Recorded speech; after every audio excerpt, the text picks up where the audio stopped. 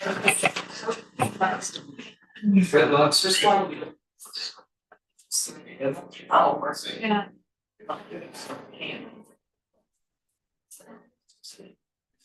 Well, so from birds, I don't know that. Yeah, exactly. Exactly.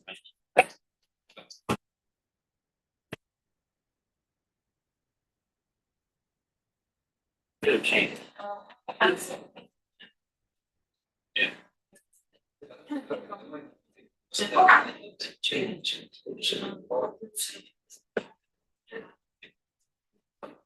So, yeah, not surprised to the grocery store part that about the business and the one on the part of it. That's been empty for some years. So,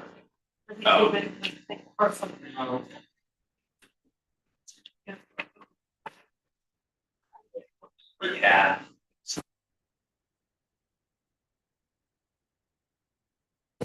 Yeah.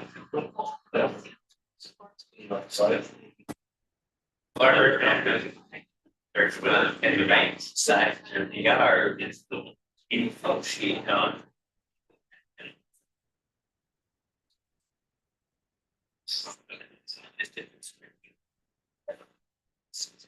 Or we start doing like what we just did.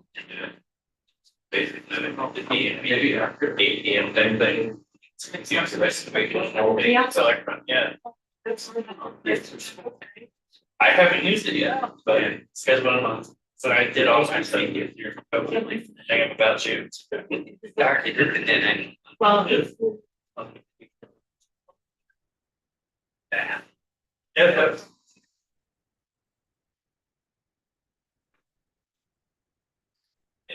Is it just like your registration?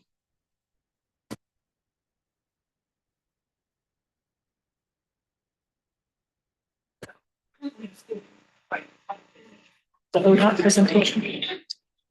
Hey, Mark, just wanted to give you a heads up that Mindy will give you a presenter authority once we're completed with ODOT's presentation. Okay.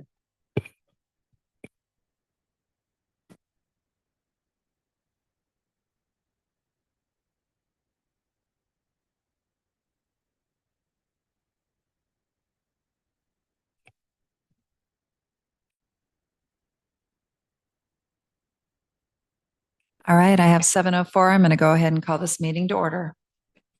Will the recorder please call the roll? Counselor Urban, Here. Counselor Hink, here. Counselor Lammerman, Here. Counselor Merriday, Here. Counselor Settlemeyer, Here. Counselor Wilson, Here. Mayor Soulsby. Here, all rise for the Pledge of Allegiance.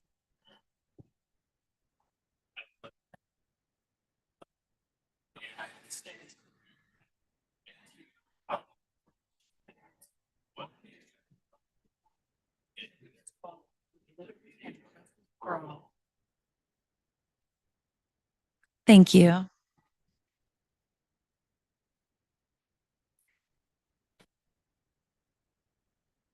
Tonight, we have a presentation by the Oregon Department of Transportation of Cottage Grove ADA Ramp Project. Public Works Director, Mr. Stewart. Thank you, Mayor, and good evening, Council. So this evening we have Jenna Berman from ODOT. She's going to give a presentation to Council on their upcoming ADA improvement projects. This presentation has been given in the past, but because we have 4 new members that may not have seen this presentation in the past, felt that it would be good to share the plans that they have ahead. And then also they will be starting to talk to property owners that are going to be impacted by this project, and just kind of want to make sure we're all on the same page, and you'll get to be able to relay the information or connect them to the right person in ODOT. So if I might, Jenna, you want to come up? Yeah, I'm gonna let Vidal introduce himself as well, because then I'm gonna talk, so. Okay, yeah, thank you. Yeah, Council, for the record, Vidal Francis, I'm the. It is on. Can you hear me now? All right, I'll start singing. For the record, Vidal Francis, I'm with the Oregon Department of Transportation. I'm the Area 5 manager responsible for project delivery here in Lane County, which encompasses obviously all the different jurisdictions. So really, Jenna Berman is actually going to do the full presentations. I'm going to actually be here not only as a moral support, but also to handle any questions or comments we may have. And again, we could make clarification as we go through this process, and we're here to help and describe some of the things that be coming to your town. Jenna. Hi, everyone. So I did change it, just so you know, from the last time I was here. So it's not exactly the same. It's an update combining a couple of different things that are going on. So, but yeah, I was excited to come back. The last time I came here, we were in the midst of doing a study and a project. So we had some questions that we were able to bring you, get feedback. This is more of an update of kind of like, this is what we heard and this is where we went with it. And now here's what's coming, you know? So a little bit of a different phase of the project. So anyways, but let's get into it. So today I was going to do, I'm not the ADA project manager, just to be clear, for the Cottage Grove project, but I talked to her before I came here so I could get the relevant information together into my presentation. But there is an ADA project coming to town. And then what I'm talking about is some of the elements that are jumping onto that project to make it a more comprehensive project. And that's why I'm here, because that's the work that I wanted to do ahead of the ADA project, so I could find some really good leveraging opportunities. So that's why I'm here. So I'll do that quickly, talk about that, and then why kind of the previous planning work, and then this leveraging strategy of sort of what came together on the ADA project. And then I'll show you some pictures of kind of what that really means on the ground so that it makes sense to you. So thank you for doing the slides, by the way. So the next slide quickly is, so this is an overview of the ADA project. So ODOT is doing ADA settlement ramps. You know, those are those ramps with usually the yellow, you know, sort of square textured stuff at the end of the roads on the corners. We are redoing ramps statewide. The project that includes Cottage Grove includes 11 other cities. And so it's just these really big projects. And so just so you know, the ramps in Cottage Grove will be done in phases. And really what's happening is that the easier ones are being kind of lumped together and getting done earlier. And then the more complex ones, there might be a traffic signal there.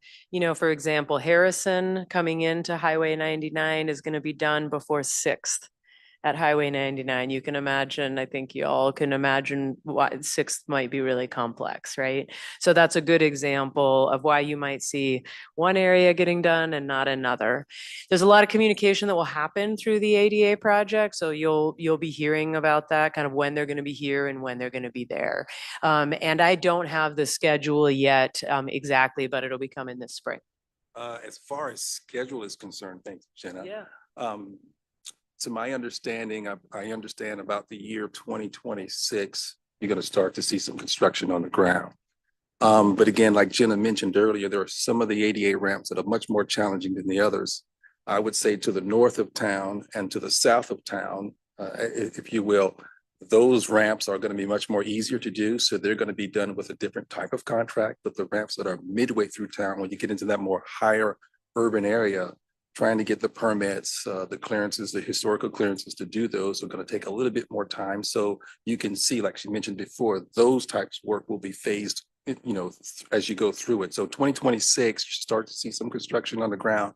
And as we get into 2027, you start to see the rest of it kind of flowing through it. But I would expect, you know, 1-2 years of kind of walking through this, because we're not talking about 10 ramps, 12 ramps. We're talking about quite a few. It will be a little bit painful, but at the end of the day, it's going to be really great. Especially, you know, I think a lot about people that are pushing strollers and people with walkers and all kinds of stuff. The next slide will give a really good example of what Vidal was just saying. So this is, I don't expect you to be able to read this, but I mean, basically you'll see that there's a few different symbols here. There's some orange circles, there's some triangles, there's some squares. So that's just an example. There's a link to a map that you have, and I can send it to you as well. But but it's going to show you which ones are being bundled together most likely. And again, easier, medium, hard, you know, that kind of thing. So that's a sense of the ADA program. Now, the real opportunity, the reason why I'm here talking to you is because that area of Highway 99, where you see the dark blue and some light blue, was a real opportunity to me. And so when ODOT was going to come through and do an ADA project, I was like, what else could we do through that section? Because I have heard over the years of my time at ODOT about some needs through there. And so that's really the meat of what I'm getting into. So if you go to the next slide, we'll get into kind of why the heck I even was honed in on this area, or we were, and my safety traffic engineers and stuff like that. So Cottage Grove has a transportation system plan. It was adopted in 2015. Those plans lay out, 20 years of kind of the hopes and dreams of the transportation system that you hope will get funded. And in those plans, that's really what we look to fund stuff, right? So that's where we're looking to put money and things like that. And a lot of times what happens is the communities do a really good job of fleshing out the local system, like the city roads and what they want to see there. But the state system doesn't get as much specificity because it's supposed to last for 20 years. So we kind of tend to keep it kind of broad. And so it doesn't say exactly where a crossing might be or exactly what needs to be at that crossing to make sure that it's like safe enough and stuff like that. And so then we have to come back and do a little more planning work. So that's where I come in. So your TSP laid some really great stuff out. Some of it's already happened, right? The 99 conversion that's north of Main Street happened fairly recently. It's awesome. I love going through there. I think it looks great. But then there were also some other things that were called out. When you get south of Main Street, there was a desire to have some sort of bike facility. There was a desire to see sidewalk infill. There were some other things that haven't happened yet. So there was an opportunity there. And so that's what I started looking for. So on the next slide, the next study that came along was really recent, and this was the Cottage Grove pedestrian and bicycle plan. So this was just adopted or completed last year, and it got a little bit deeper into some of these areas that I was thinking about. It also looked at the whole city, right? But the area that I was looking at was this section of 99, basically from Main Street to Harrison. And so it got a little bit more specific and said, man, we really want some enhanced crossings through here, which are basically just, crossings with different types of accoutrements and fancy things to make it safe enough for pedestrians to use it, right? So, and that was one of the top priority projects that was identified in the bike ped plan. And then it continued the conversation about doing some sort of configuring the roadway to make it safer for all modes of travel. And so it started to talk about that and showed those are some pictures from your bike ped plan. But again, it didn't do the traffic analysis, which is something that we need to know how it will impact traffic, if you reconfigure the roadway, that kind of thing. That still needed to happen with another study. And so then that's where I came in. And I called them urban design verification studies. That's wordy. I apologize for the name. I think I should change it. But basically coming in and looking for low cost solutions that can be leveraged onto a project. So that's what I'm doing. And so, yeah, that's the next slide. Perfect. You're like psychic. You got it down. So what is one of these studies? Well, it's a small refinement plan. So the other things, again, those studies are really broad, like more broad in nature on the state system a lot of times, a little more general.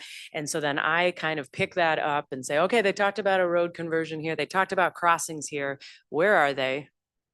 How wide is the road? How wide is that road, that travel lane that's left for cars? How wide is the sidewalk? Get really specific into it and start to actually create concepts. And the reason why I wanted to do this was several. One, I wanted to leverage the ADA project that was coming. I saw that as a real opportunity. And I say I should be saying we, but we at ODOT, but I'm a little excited about it. So I keep saying I. Anyway, and then also this section of 99 through Cottage Grove really rose up really high in my world, which is kind of the bicycle and pedestrian and ADA world, because it had really high risks, safety risks, because it was a 5-lane, really wide crossing. So I have a data set that shows all the state highways, and there's a score associated with it. That's a multitude of things. But one of them is the bicycle and pedestrian pedestrian risk. So there's no bike facility today, and then there's a high risk because it's a really wide road, right? Which allows people to go really fast. And so that was one of the reasons why it rose up in my top 1% for the whole region, which my region includes 100 communities. So that's like, you know, that it was obvious to me, right, that that was a place where we should make some investment. And so, and then we were able to fund that traffic analysis that we needed to say, hey, does this work? Like the transportation system plan talked about a conversion, the bike ped plan talked about a conversion, but no one's done the math yet. And so that's what we were able to do with this study. So next slide, if you look at that, the study, again, very refined, very narrow so that we can get specific. Main Street to Harrison. And then we had to figure out where the crossings made sense. Where do people want to cross? Where can they fit that they won't negatively impact people's turning movements if they're driving, all that kind of stuff. So this is our zone that we looked at, and we'll get into, I'll show you each of those crossings in the next couple of slides. So the roadway conversion, I just have one quick slide on that. And I just wanted to say, basically, we did the math and it is an obvious, yes, it works. Probably you're not surprised by that because north of here has had a conversion and that's working. You actually have pretty low traffic volumes comparatively to a lot of our corridors through this section of Highway 99. I know it might not always feel that way, but just, you know, we're looking at, you know, lots of roads across the whole state, and a lot of them have, you know, 15,000 or 20,000 vehicles a day. And at those numbers, if you remove a lane for cars and establish a space for other things, it might be tricky, you know, might get congested or it might not work very smoothly. You guys have 6,000 vehicles a day, like moving through here, which is one of the reasons why I saw a lot of people scurrying across, because they actually could Frogger across the road, you know, and feel relatively comfortable. I still don't want them doing that, but that's why people were doing that. So anyway, so if you go to the next slide, this is basically the concept that was the near-term opportunity that we explored. And we came to this with you last time. It's basically just an exercise in restriping. And it's keeping your median that's already there today, that's got some trees in it. That median's about 6 feet wide. At places where we have pedestrian crossings, we want to widen that in the middle a little bit more so that people can be comfortable standing there, you know, dad with a kid, or if someone has a stroller, or if there's two people with bikes or whatever, 6 feet's not quite enough space to like safely stand in the middle of cars going both ways. So it'll widen out a little bit at spots. The parking stays, a bike lane gets added, your car travel lane stays, and that's pretty much it. That was the near-term solution. And that had been talked about in the transportation system plan and then the bike ped plan, but we still had to really get on the ground and make sure it worked. So that's the solution for the roadway reconfiguration or conversion. You guys called it conversion in all your planning work, which I actually really like better than reconfiguration. That does not roll off the tongue. So I'm going to steal that from you guys, I've decided. And then quickly, I'll get into the crossings. You know, one of the amazing things about doing this conversion, instead of having 2 lanes of cars in both directions going down to 1 lane in both directions, is that alone makes it much safer for people that are crossing, because they only have to, you know, a lot of times, unfortunately, crashes will happen. 1 car will stop, you know, for a pedestrian or a person, and then the other driver can't see that person, or they don't know why they're stopping. They might just think they're turning, and then they keep going. So that's called the double threat, and that's kind of unfortunately a common scenario. So this conversion, you'll see, then just makes it safer inherently. So I'm starting on, and these things are hard to picture. So I'm hoping that these help visually. But so we're taking a little trip, and we're starting on the south end of town where it's already 2 lanes, right? So it's already 2 lanes south of this section and north of this section, which is another reason why we don't think it'll be super shocking to folks, right? It'll have a consistent feel all the way through with that single lane. So we're south of Harrison, we're heading northbound toward Main Street. And so it's already 1 car lane in each direction. And so they're going to stay right in their travel lane. And they're going to keep going. And then a bike lane will start to be striped down there. All the turn lanes stay, which is great to have all the room to keep that in. And then the next slide, we're going to continue moving north, and you're getting up toward, you're just passing Dairy Queen, I think, on the right. I always remember that because I love soft serve ice cream at Dairy Queen. And I wanted to make sure there was still a left-hand turn southbound so that you could get to DQ. That was one of my, anyway, I'm a little biased, but anyway, and so you're heading north and you're at Quincy Ave. And this was a really, we heard a lot from the community on this crossing. In fact, we had a lot of conversation internally and with the city about whether or not this crossing needed pedestrian activated lights, that would flash when pedestrians want to cross the street. And, based on our data and the speeds and the width of the roadway, we thought that that pedestrian refuge island, which is going to be 10 feet in the middle there, that's really the safety. We call it a safety countermeasure. But what that means is statistically in the research, that's the thing that is shown to bring the most safety benefit, is that they can stop midway if they need to, and then, wait for another gap in traffic and then cross. So that island's going to be a really big safety benefit. And so the left turn lane onto Quincy or 5th stays, so that's all still there.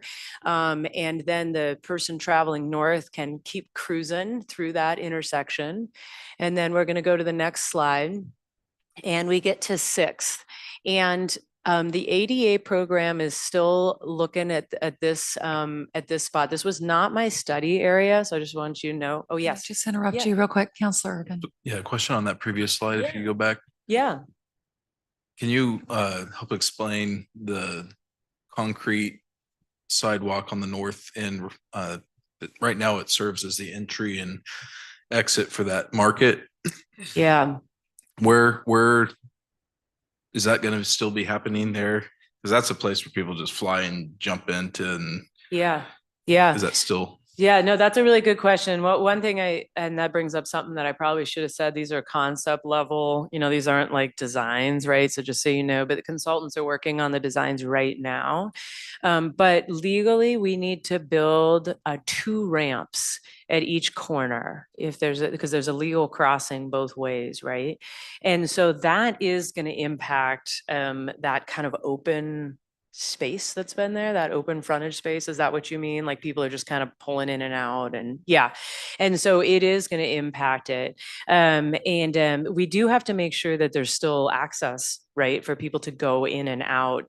But I'm hoping for pedestrian safety, and that's my perspective. But that it close it in a little bit and define the driveway a little bit more so that people know where they can pull in and pull out. Is that what you're getting at? Yeah, and there's just almost no place to back out if you go in right there. It's just a bad. Yes. And so, yes, arrangement. you're right. It's going to be a little bit constrained, and that is our access management person is going to work through that. So that's actually the ADA project is going to work through that. I don't know exactly what it's going to look like yet. Yeah. Work with business owners on even like restriping their parking lots when you see that there's a big safety issue, and kind of. Well, working. definitely as part of the access management plan or access management review, if you will, on these projects, we will work and kind of negotiate with the landowner on how we will be impacting the safe parking or driveway area, as well as what types of steps that can be done to help mitigate or offset whatever discontinuity that they may be experiencing, which could be, like you just mentioned there, some limited movement, or maybe they want better parking. And it may be something where, like you kind of just described, instead of having the parking straight in, maybe it needs to be slanted to help, mitigate some of that. But again, the overall objective, which I think the owner wants, is that their customers are able to come in safely. They love the place. It looks agreeable, get their services, and the customers can come out feeling happy, reasonable that they're able to get in safely and come out. But that's a very good question. And again, I think that too, with all of the property owners through there, I think Jenna mentioned this earlier. We have already started some of the outreach and meeting out with some of these landowners as we get to the design of that particular location, figuring out what's the best accommodation that we could do so we minimize the impact of those folks that are there. I also want to commend you that you listened as far as on 99, we had some concern about eliminating the parking to accommodate bike paths, and you're doing both. And I think that's great. If I can add to that comment too, one of the things that we do try to do is we recognize that communities are growing and change is always difficult. You guys. And Excuse me, Councilor Lambert. And because change is always difficult, we always recognize that the best path is a path that allows the city to, take a path where you have alternatives as you move forward down the road. This particular study outlined a particular way to help, let's say, mitigate what's going on right now, but at the same time, 15, 10, 20 years from now, as the conditions change on the ground with your city, you can always revisit what's been done and then make the adjustment accordingly. I think what I like about this is that it's interesting. As you get into more of an urban area, you would expect it to look more urbanized with just 2 lanes. People can, cross the street comfortably, but you come into a wider section of roadway, which makes it a little bit more challenging, especially on both ends of it. It's already narrowed down to where people can have a much more comfortable way to cross over. So this allows us to put something in place where as your community grow, as your community adjusts, you can always revisit it and say, hey, we need to make some changes based on what's happening on the ground. Thanks that's good. Good questions, good conversation. 6th Street, I'm gonna be kind of quick because I didn't make a lot of changes with my study, but the ADA project is gonna come in here and still have to figure out where the ramps go and stuff like that. So I did want to mention that I know that there's been discussion internally about that little red. That was my very fancy graphic image and design abilities right there. But that little red bump there, they're talking about bringing that nose out a little bit, right? So that the turns can be a little bit more defined and some things like that. So I think you'll see some small changes there, a little bit of striping changes. The heads of those signals are going to move a little bit. That's the one signal, right? The signal heads will have to move a little bit to line up with the travel lane for the vehicles, right? And so there's going to be some other changes like that there. Yeah, so 6, I don't have as much meat there, but and then this is at Jefferson Ave. This was one of the other key crossing locations. So you'll see this is where the parking kind of picks up. You're going to have a curb extension. I know I saw those on your Main Street concept. Those are really great because they kind of pinch down visually. They identify the parking space really well. They kind of make it really clear that that's parking. And they also shorten the crossing distance. So that's what I'm looking for safety. There's another pedestrian island there, and we are going to do some sidewalk. That took some real begging of the ADA program because they don't really want to be building sidewalk with their projects. But I came to the table with money. And so, yeah. And so you're welcome. And so that always helps. You have more influence when you have money. And so we're going to be closing in that entrance, right there. And because that was an incredibly long, kind of unsafe pedestrian crossing. We have a couple questions. Councilor Lammerman. Yeah. Thank you, Madam Mayor. Quick thing. Pointless tires right there on the south side of this photo. And your bump out is right in the middle of their sidewalk. Yeah.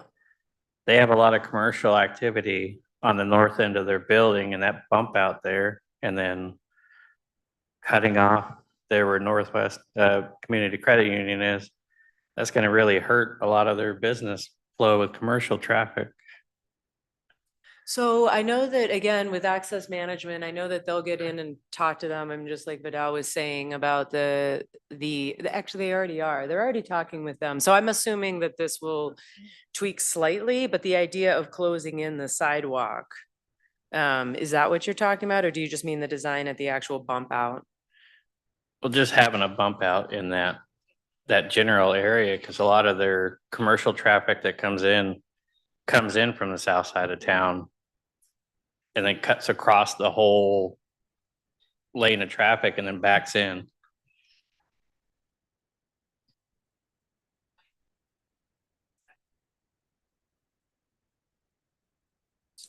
It's, yeah, we're gonna make note of that. Yeah. I think that's a valid question, a valid point.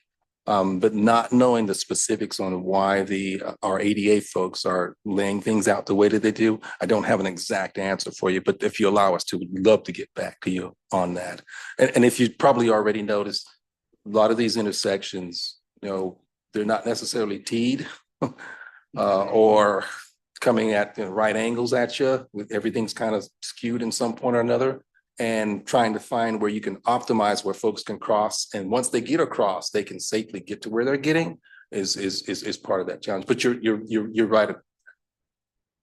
My main thing would be maybe look at, like, at some point moving the crosswalk to the north side of that intersection. That way it's not interfering too much with that business there. Cause I know if it were to hurt their commercial business, they would suffer a lot.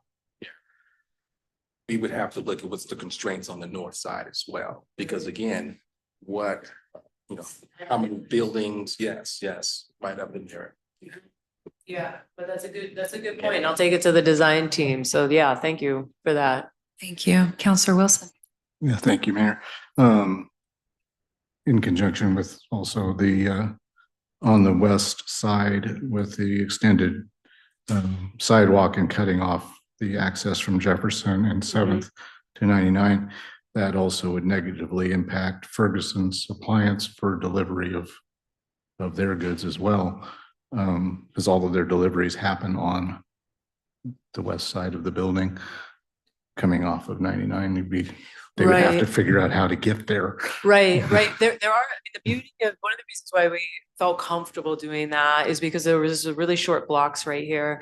And there's a short block with an access just north of it, which you can even see. And then there's also one just south of it. So there can be a little bit of delivery, truck route changes. But again, with the primary goal being safety, we felt like this one was really, because you have a grid close by, we felt comfortable going for that one. I think moving the pedestrian cross to the north end would be helpful. I Okay. think, with that, Yeah, and we'll look at that. possibly, allowing that to still be an open access to 7th, so that Yeah.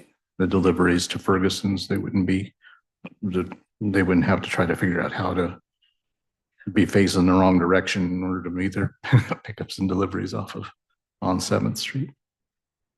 Yeah, how would they get in? Where would they? And then be on the wrong side of this, and be on the wrong side of the road. So.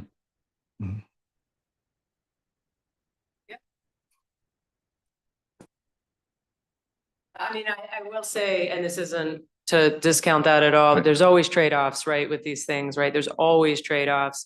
And a lot of times there's, and so you've got to pick kind of one thing over another. And the focus here was really pedestrian safety. And so, but those are great things to take back to the team and look at and see if there's something we can tweak to find that balance of the trade-off and get a little closer. Yep. Yeah. Sounds great. Well, are we good to go to the last one? Okay, great. I think that's the last crossing. Thanks, you guys, for that good insight. Okay, great. And so this is the last one. Let's see. Sorry, we're still traveling north. What street am I at? Washington. Thank you. Washington and 8th. We only had a curb extension kind of fit on one side here.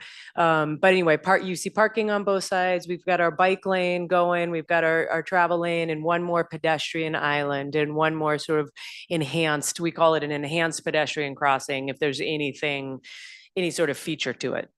And so these were all legal crossings before, just so you know. I mean, every corner is a legal crossing in Oregon, but whether or not you feel comfortable doing it, right? That's the catch. Yeah.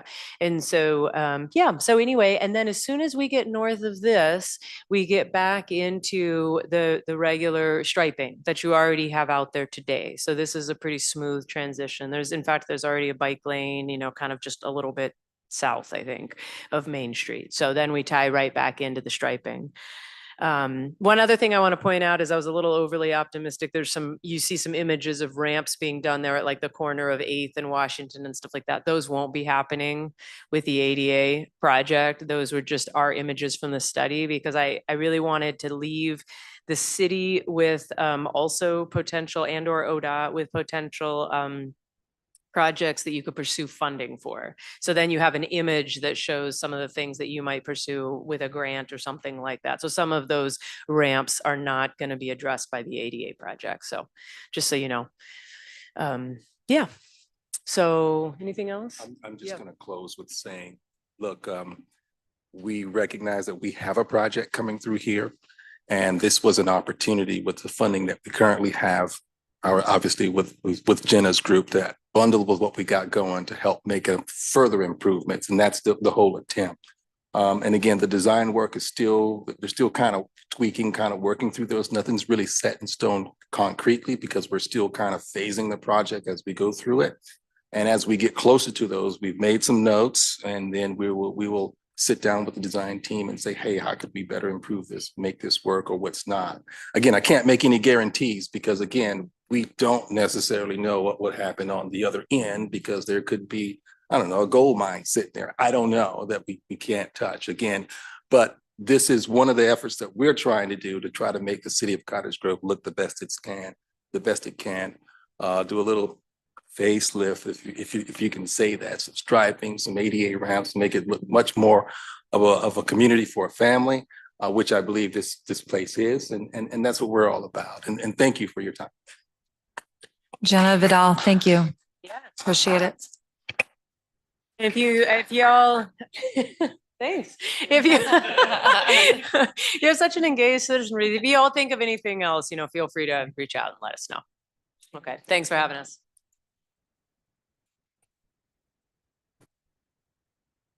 All right, item B, public sector labor negotiation process, city attorney, Mark Wolf. All right.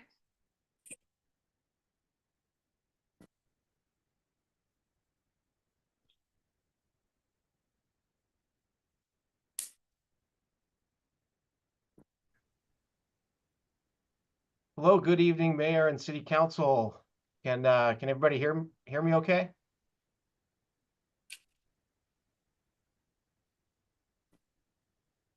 Yep. We can. Okay, thank you. So yeah, my name, for those who don't know me, is Mark Wolf. I've been a labor attorney for the local government law group. My partner, Carrie Connolly, is who you all are more familiar with. And this evening we're gonna walk through public sector labor negotiations, or what I call a PECPA 101 training. And so what this is a presentation to give a general framework of the collective bargaining process, what public employer obligations are, generally what the process of collective bargaining or negotiations is, what types of things we need to be aware of, and some things that we can avoid during the process to avoid running afoul of the PECPA. And can I move these slides along, Mindy, or do I need to ask you to do that?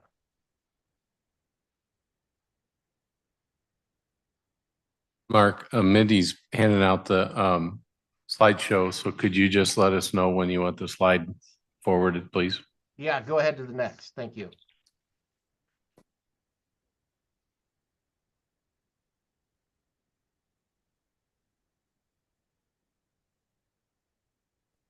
All right, and I guess this reminds me, if folks have questions during this, feel free to stop, to interrupt me. Otherwise, I'm just gonna keep moving forward. So what is PECBA? PECBA is the Public Employees Collective Bargaining Act. So this is a set of statutes in ORS Chapter 243 that provide the framework for collective bargaining, dispute resolution, unfair labor practices. So this is kind of where we live during the negotiations process and when interacting with public employees. And we can go ahead to the next slide. And so the statutes actually provide some insight into what the purpose of the PECBA is. And I don't need to sit here and read this, but what it does and what it's designed to do is to get public employers and public employees to get together and try to resolve issues in good faith.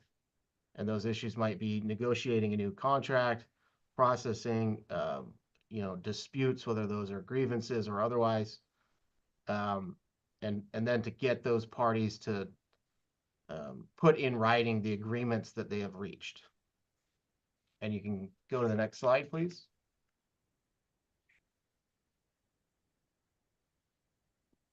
So as I've said, one of the purposes of the PECBA is to get the parties together to bargain a successor collective bargaining agreement. And the PECBA ORS 243 provides some guidelines that we must comply with. One of which is that we must bargain for 150 days.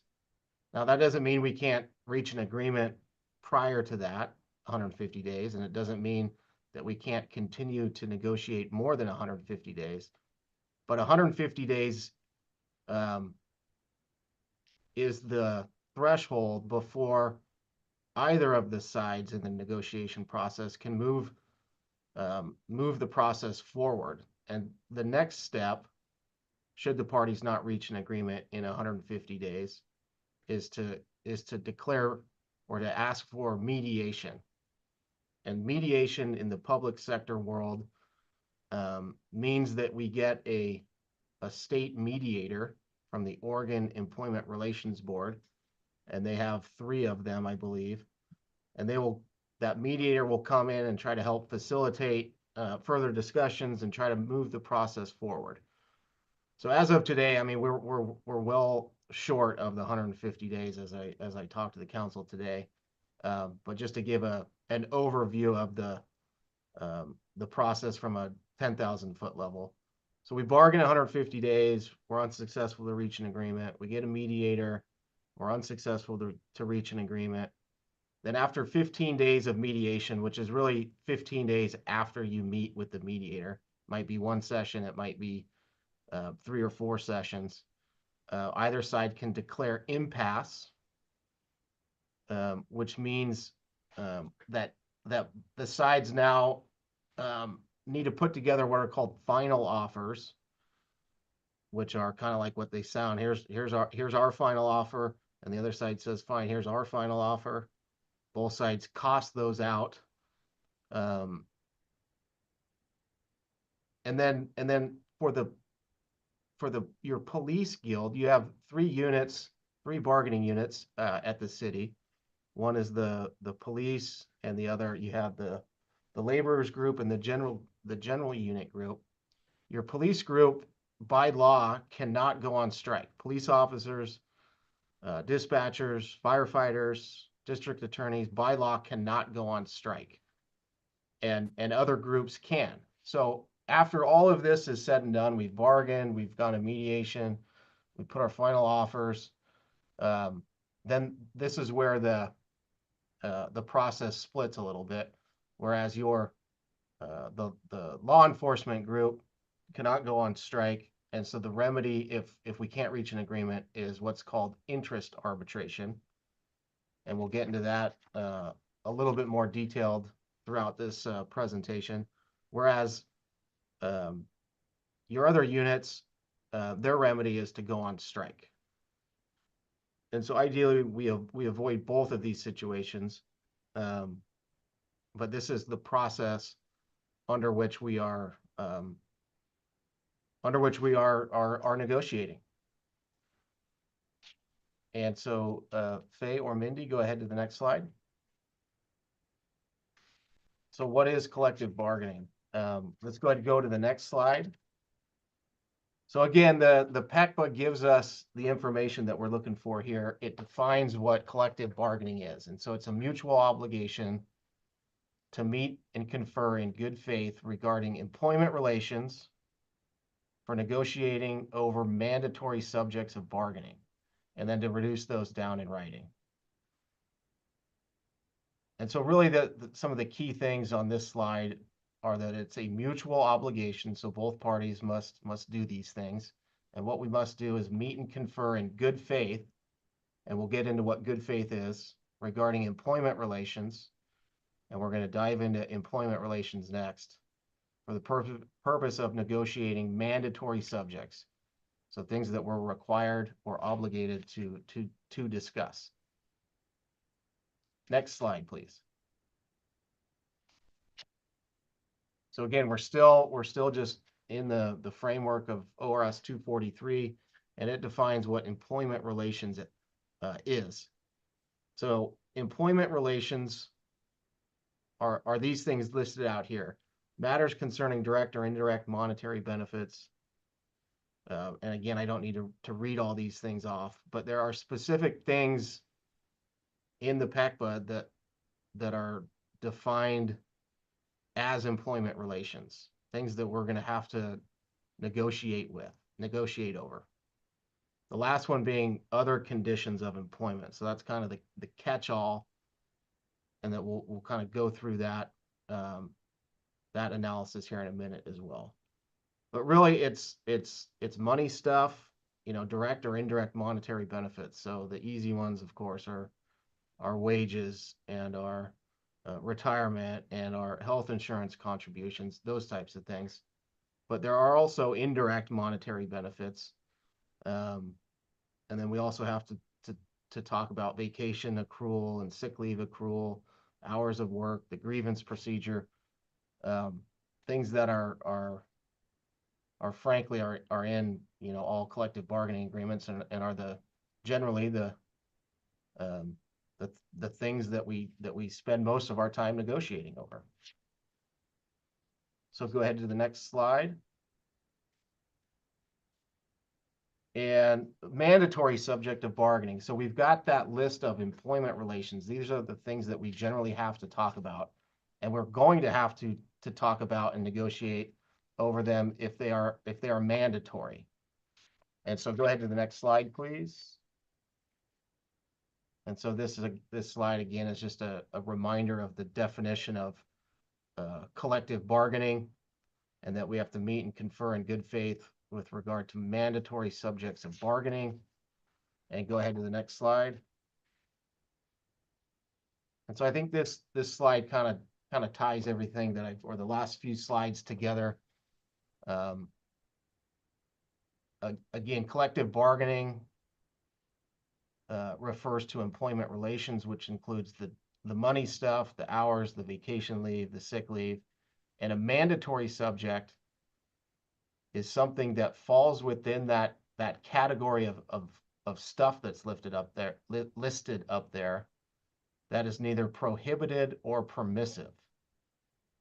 And so a prohibited subject is something that's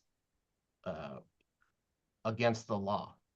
So if a city or any public employer were to make a proposal that people be paid less than the minimum wage, that would be a prohibited subject of bargaining. It's a money thing, so it's listed in the employment relations, but it is prohibited by law to pay somebody less than minimum wage. So that would be something that we cannot bargain over. And then there's permissive things. Those are the bargaining proposals that either side may, but is not required to bargain over. Some examples of those are, maybe the assignment of duties, maybe staffing levels, or maybe proposals regarding, how many folks on a certain shift can take a vacation. So there's all sorts of things that are things that we can talk about, we often do talk about and negotiate over, but maybe aren't necessarily legally required things to talk about. And so next slide, please. And this kind of piggybacks on what we just went over and what I just explained. This is taken right out of the statute. The first bullet point, it doesn't mean a whole lot to us, but prior to 1995, when there was a substantial overhaul to the PECPA,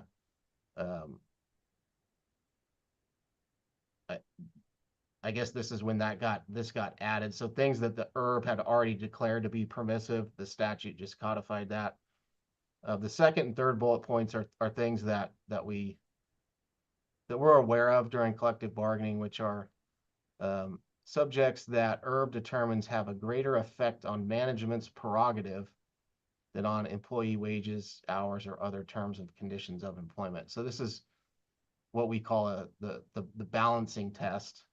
If there's a proposal that does have some sort of effect on direct or indirect monetary wages, or vacations or sick leave accrual that were in that category of employment relations. But if management's prerogative on that thing is greater than the effect that it has on employees, then that might not be something that we have to bargain about. And the same is true if there's just an insubstantial or de minimis effect on the employee wages, hours, or terms and conditions of employment. So there are things as we're going through collective bargaining and throughout the 3 years where the city's not in collective bargaining, these are just things that we ought to be aware of, so that we can be sure that I guess that the city's fulfilling its obligations under the PECPA, and then the policymakers can decide, I guess, how best to move forward.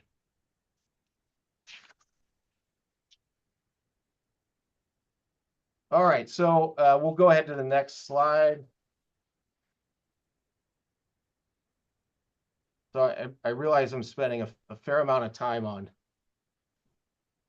what is and what is not a mandatory subject of bargaining.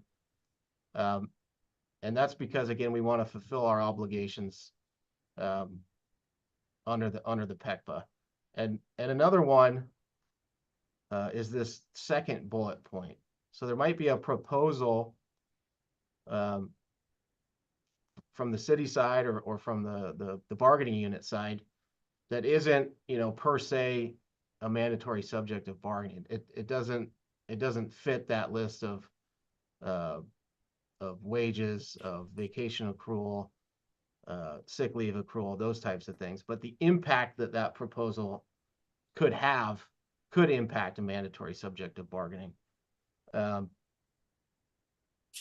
so potentially some examples of that might be if the city wanted to make a proposal to, and this is just hypothetical, if a city wanted to expand the hours at the city library and make it a 24/7 operation, that might impact those employees' working conditions who are now being asked to work on weekends. If a city wanted to develop a policy to rehire PERS retired employees back into the bargaining unit, that might have some impacts, or that will have some impacts on those employees' wages and hours of work and their PERS retirement. So those are impacts that we would then have an obligation to bargain or to negotiate over. And go ahead to the next slide. And so past practice. So here's another term that if you've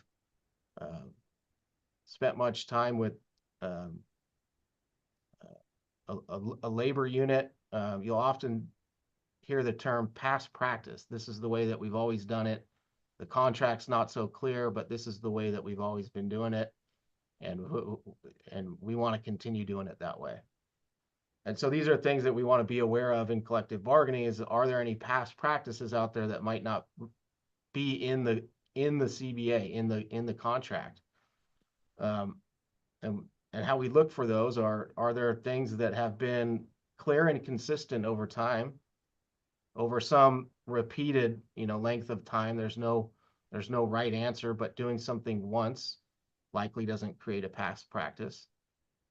And is that practice, has it been mutually acknowledged and accepted by both parties?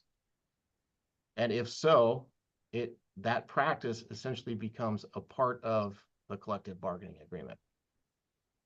And so one example I'd like to give was from a colleague of mine who had to deal with a public employer years ago that gave out turkeys on Thanksgiving.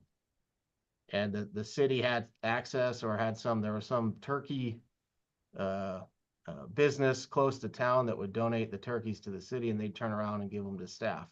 Well, the turkey operation went out of business or left town, but the city had created this past practice of every Thanksgiving we give our staff Thanksgiving turkeys.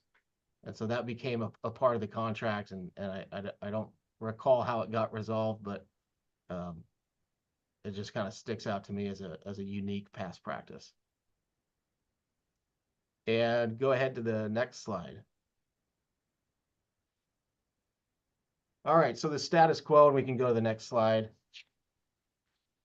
So the status quo is in essence, what's the current state of affairs, what's in the collective bargaining agreement, along with any past practices, and then how do things get changed? And this excerpt right here was taken from some sort of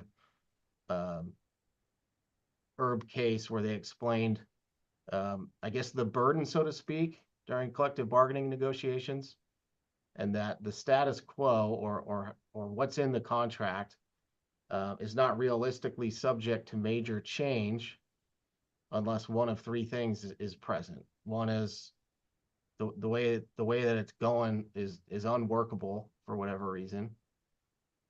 Maybe just things have evolved and need to be taken a closer look at.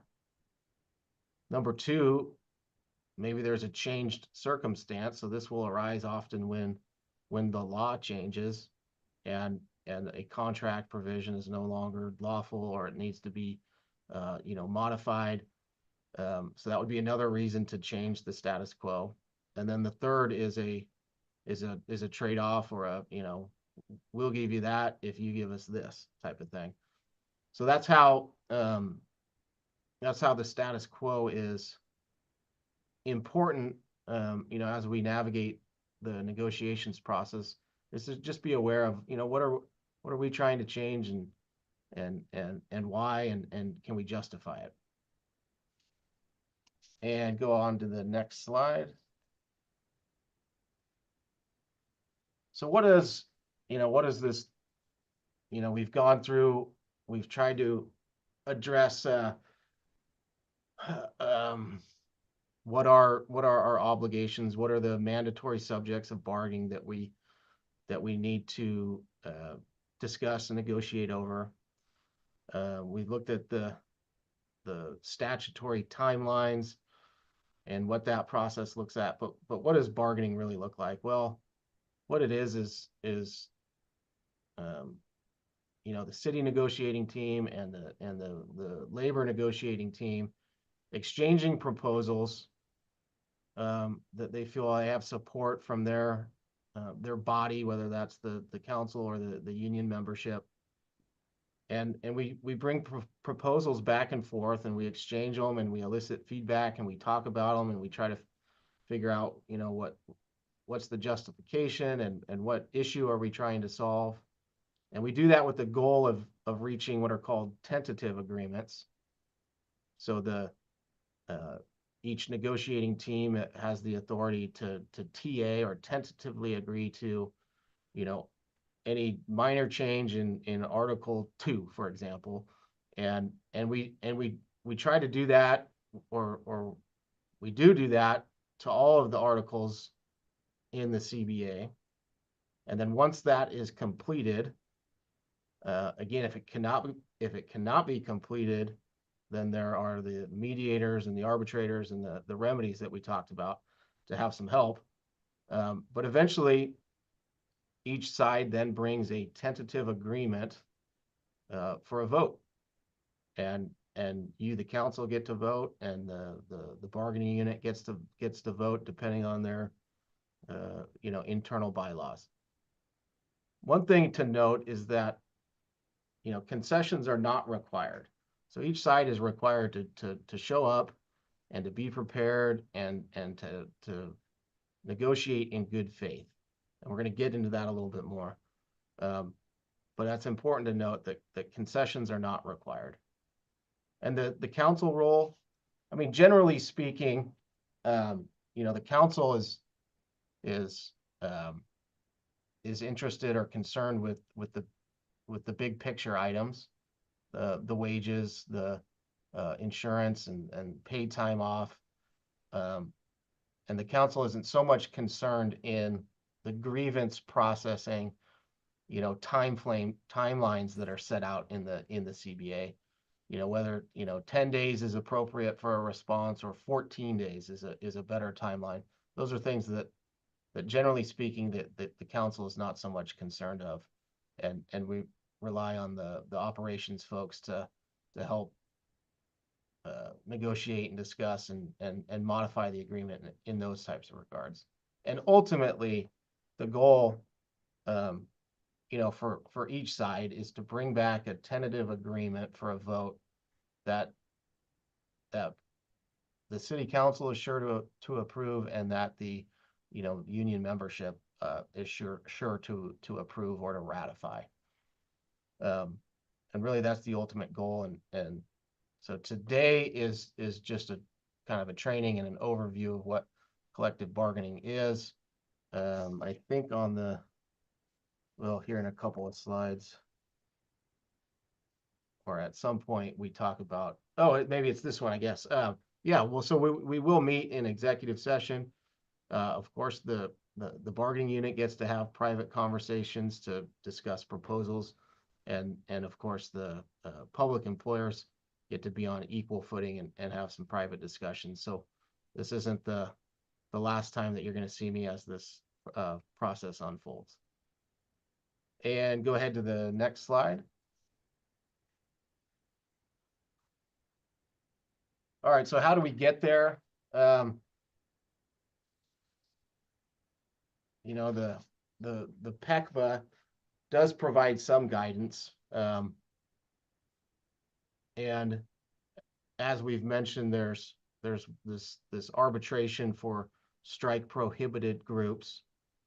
And so oftentimes the parties will look to this in negotiations as justifications for saying yes or for saying no. And one thing to note is that ultimately, if a strike prohibited group like police or fire end up in arbitration, it's what I call, and a lot of people refer to as baseball arbitration. So the arbitrator will pick the public employer's final offer, or it will choose the labor group's final offer. There's no compromises. So it's a winner take all arbitration process. And so these factors that an arbitrator are tasked with reviewing are things that we can help as we go through the negotiations process. So the factors for an arbitrator to base his or her award are listed all out right here. The main one being the interest and welfare of the public, the ability to recruit and retain qualified personnel, overall compensation, and that how it compares to other comparable jurisdictions, and the consumer price index. So these are just things that we all want to be aware of as this process is unfolding. And go ahead to the next slide. So other, bargaining considerations, what's the total cost of the proposals being made and the city pay for it? How are the, how does the salaries fit into the market? During bargaining, we like to typically address non-economic articles first. So we'll hash out some of those grievance timelines, maybe breaks in seniority and other things that are not all that controversial, or not all that they're not key issues or big items and big asks. Again, we'll look to the status quo and are we trying to change it? Are they? And if so, why? Continue to narrow the issues. Of course, are there any laws that have changed that we need to address? And then we want to avoid regressive bargaining. And so I'll get into regressive bargaining a little bit later on. But basically what that means is the PECPA is designed so that there's essentially a floor and a ceiling, and the union's proposals kind of set the ceiling, so to speak, and then when the city comes in, it's kind of a floor, so to speak, and that we can't neither side can make a proposal that is, I guess, worse than a previous proposal. So if a labor group came in and they asked for a 10% pay raise, they can't later on come back and say, well, you didn't accept that 10%, so now we're up in the ante and now we want a 12% pay raise. There are some exceptions, and we'll talk about those, but that's what we want to avoid. So go ahead to the next slide. So bargaining is never done. So we're in what's called successor negotiations with a new collective bargaining agreements being negotiated.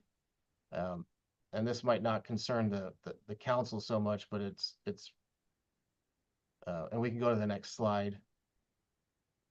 But bargaining is in essence an ongoing endeavor during the term of a collective bargaining agreement, which are typically 3 years.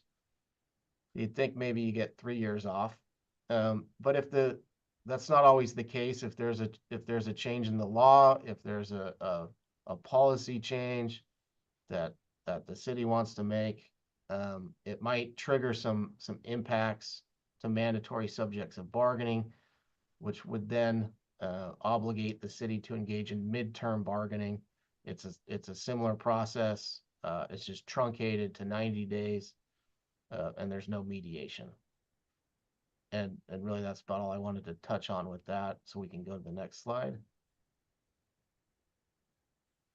All right, so unfair labor practices. So here's some things that we want to be aware of so that we can avoid these things. And let's move to the next slide. I think we've talked about, or I've spoken the words duty to bargain in good faith a number of times. And so what does that mean? Well, it means that we need to avoid regressive bargaining. So, my hypothetical of a labor group asking for 10% and then asking for 12 sure looks like regressive bargaining. But the thing to keep in mind is that, in that same proposal, they might have upped their wage ask, but also dropped some other proposals that they had made to offset the cost. So really in regressive bargaining, the parties are worried about what is the overall, if you got out a calculator and you did the math on all of the proposals out there, that's the number that we need to avoid regressing in. And so hopefully that makes sense. And so that's something that we're always aware of. So we certainly don't want to be regressive in bargaining. all public employers have a duty to provide information to a labor group. So it's different than a public records request that anybody can file with the city and seek public records.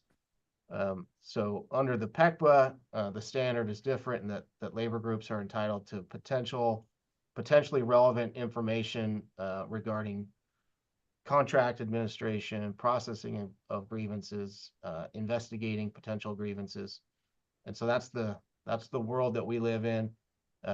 If a labor group makes a request for information, that's not really something for the council to be all that concerned with, but direct dealing can be. So there's a prohibition on dealing directly with employees and bypassing their exclusive labor representative. We don't want these, and PECBA is designed this way is to avoid, side conversations with folks that aren't on the bargaining team. They've got a bargaining team and we've got a bargaining team and we're tasked with meeting and discussing and negotiating.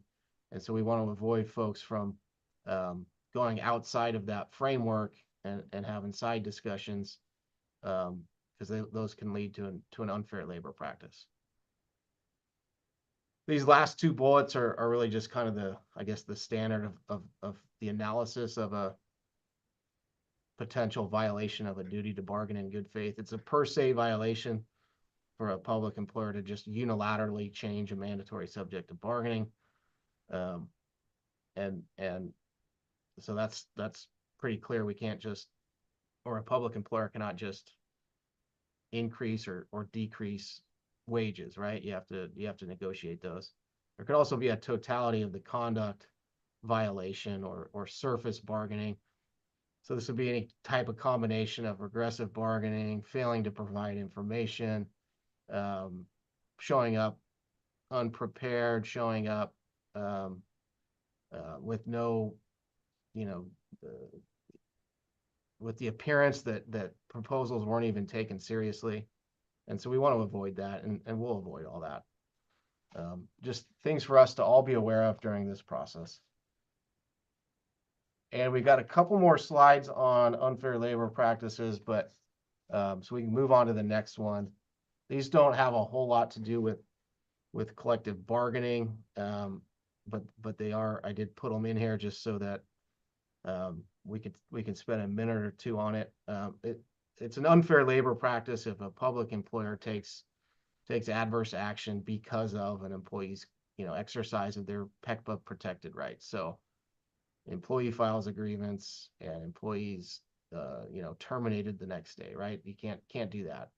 But just be aware that engaging in collective bargaining is a PECBA protected right.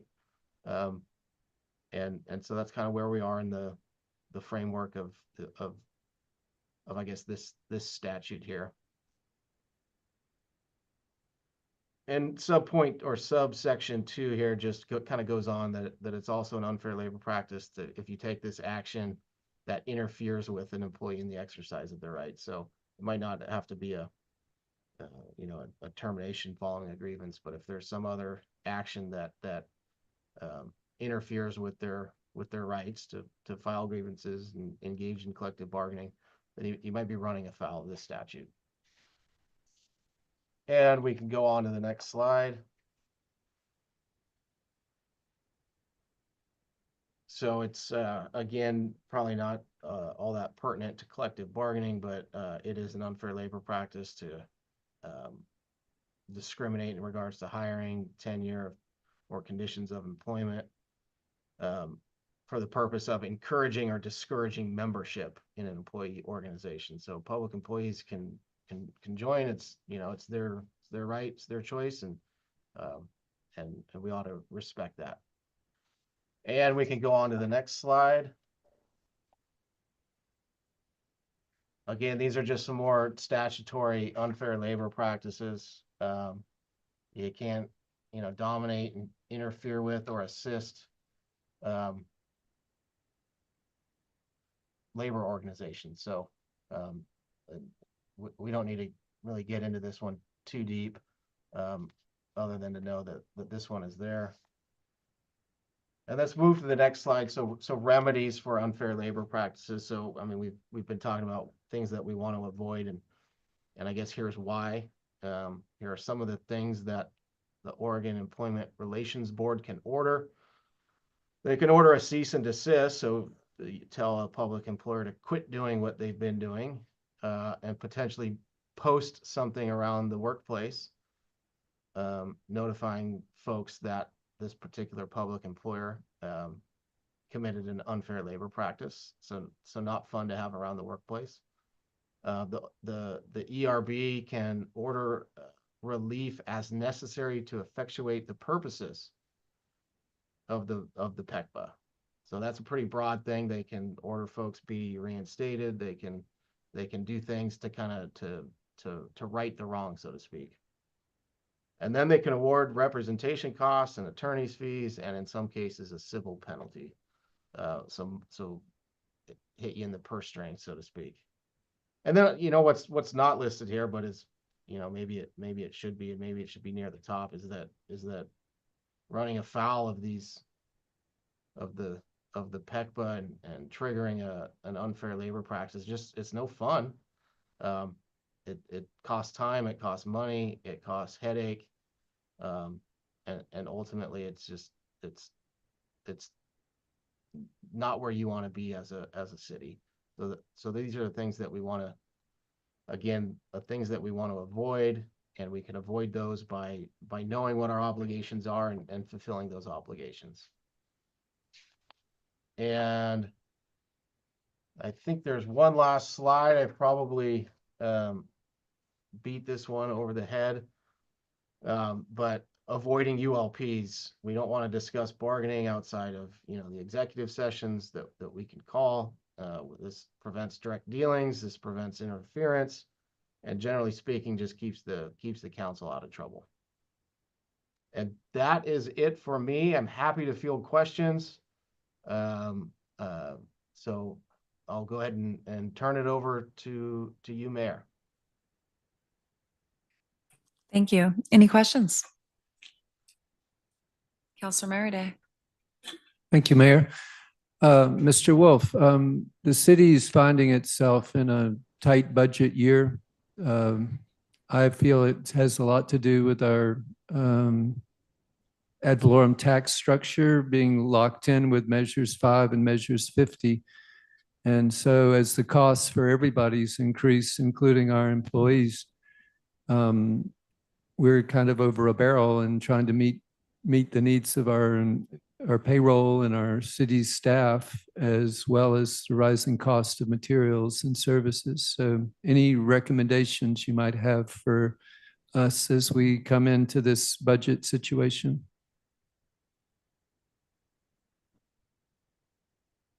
So I guess that would, you know, to some extent, that's probably a better question for executive session. So if we can get into the details of proposals and costs and things.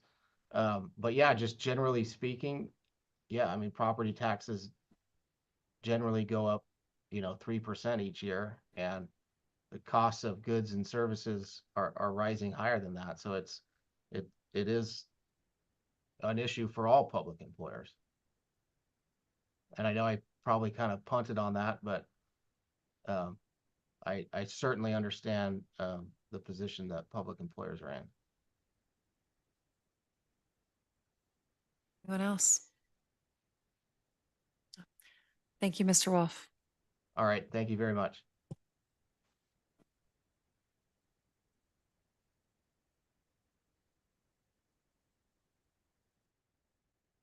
Items to be added to the agenda, I see none.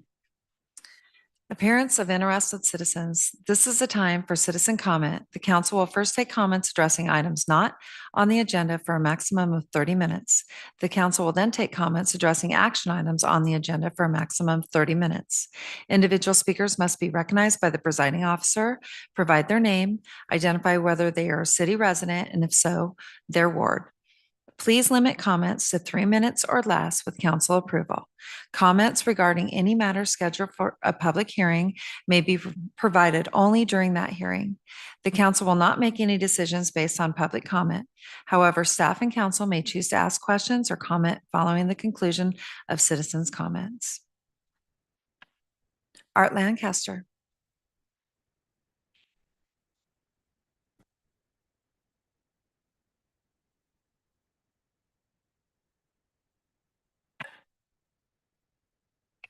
Is it working? I think so. Just go ahead and get close to the mic. No. Okay, now it's working. I'm walking. I just want to say, there's been a lot of changes on the council this year and a little bit of last year. And I've noticed the change of everybody up here. So I'm just wanting to congratulate everybody on the transformation. It's been wonderful. That's all I have to say. Thank you, Mr. Lancaster.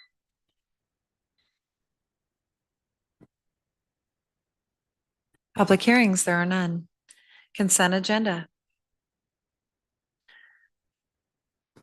Counselor Irvin. Move that the council approve the consent agenda, the 2 items. I second. It's been moved and seconded. All those in favor signify by saying aye. Aye. Opposed? There are none.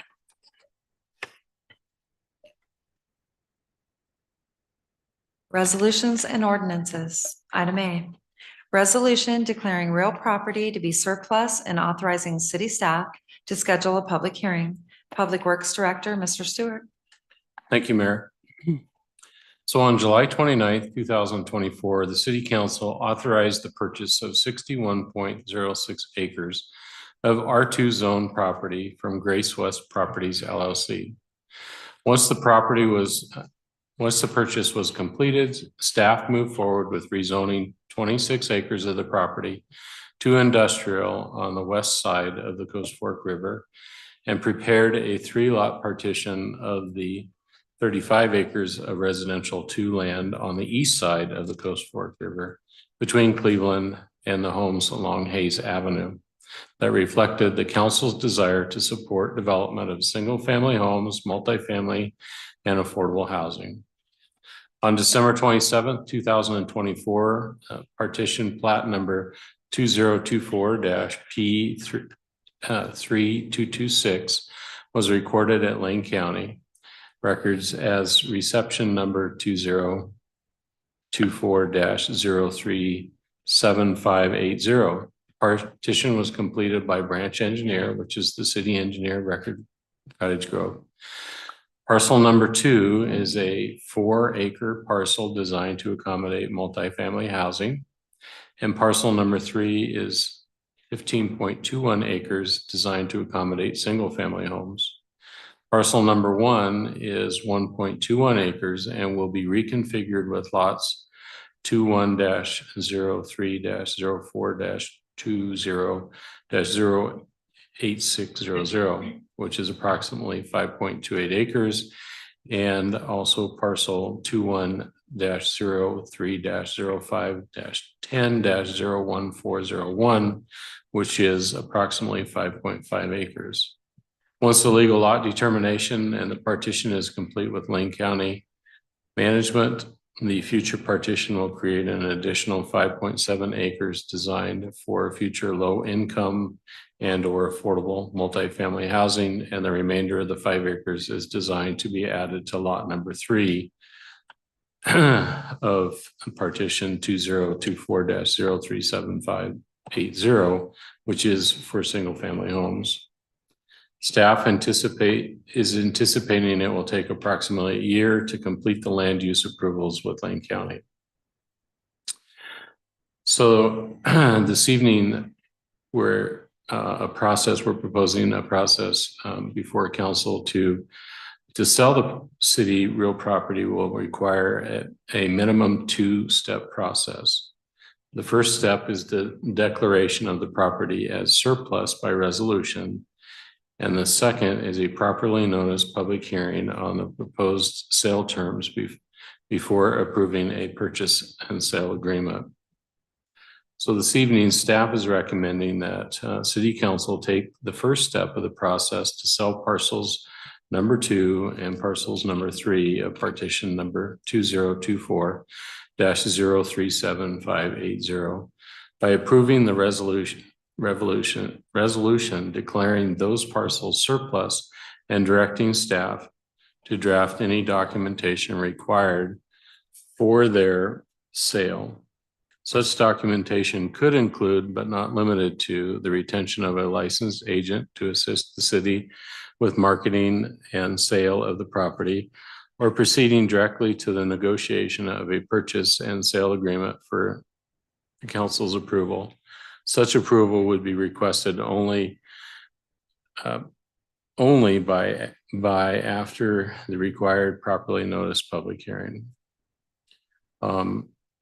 I would also add that in the resolution, I would share that the parcels were kind of parcel number 3 should have exhibit B placed on the top of it, which the document that the mayor will sign does have. And then parcel number 2 should have exhibit A at the top of the document. So those 2 items were missed in the review. Ms. Any Roberts, do we have a questions? resolution number?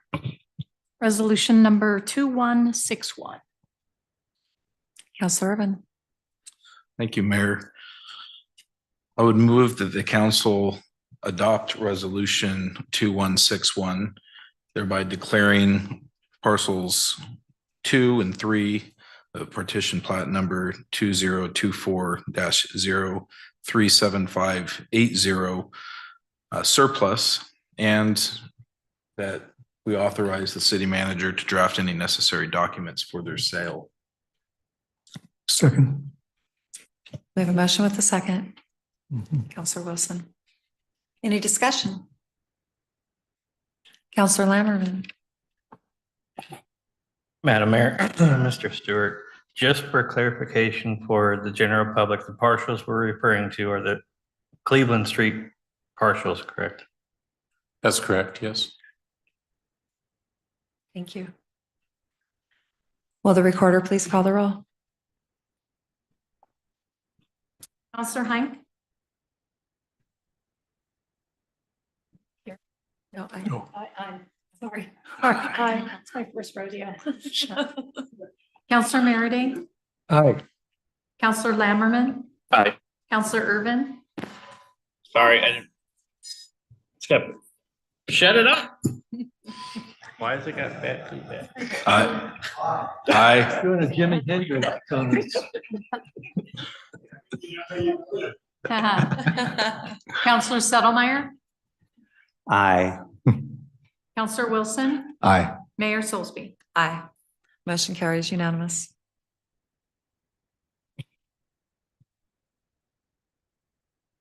All right.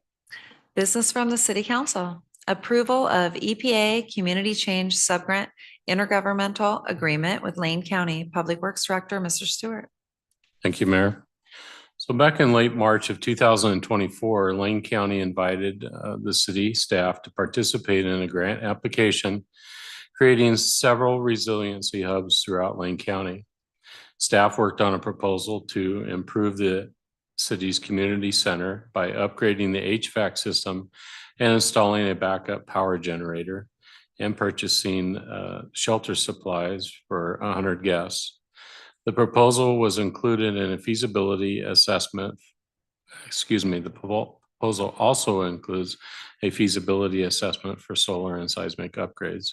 The total request that was moved forward to Lane County was for $760,979. On July 25th, 2024, Lane County notified city staff that the county's EPA Community Change Grant was fully funded for all the projects, including the Cottage Grove Community Center upgrades.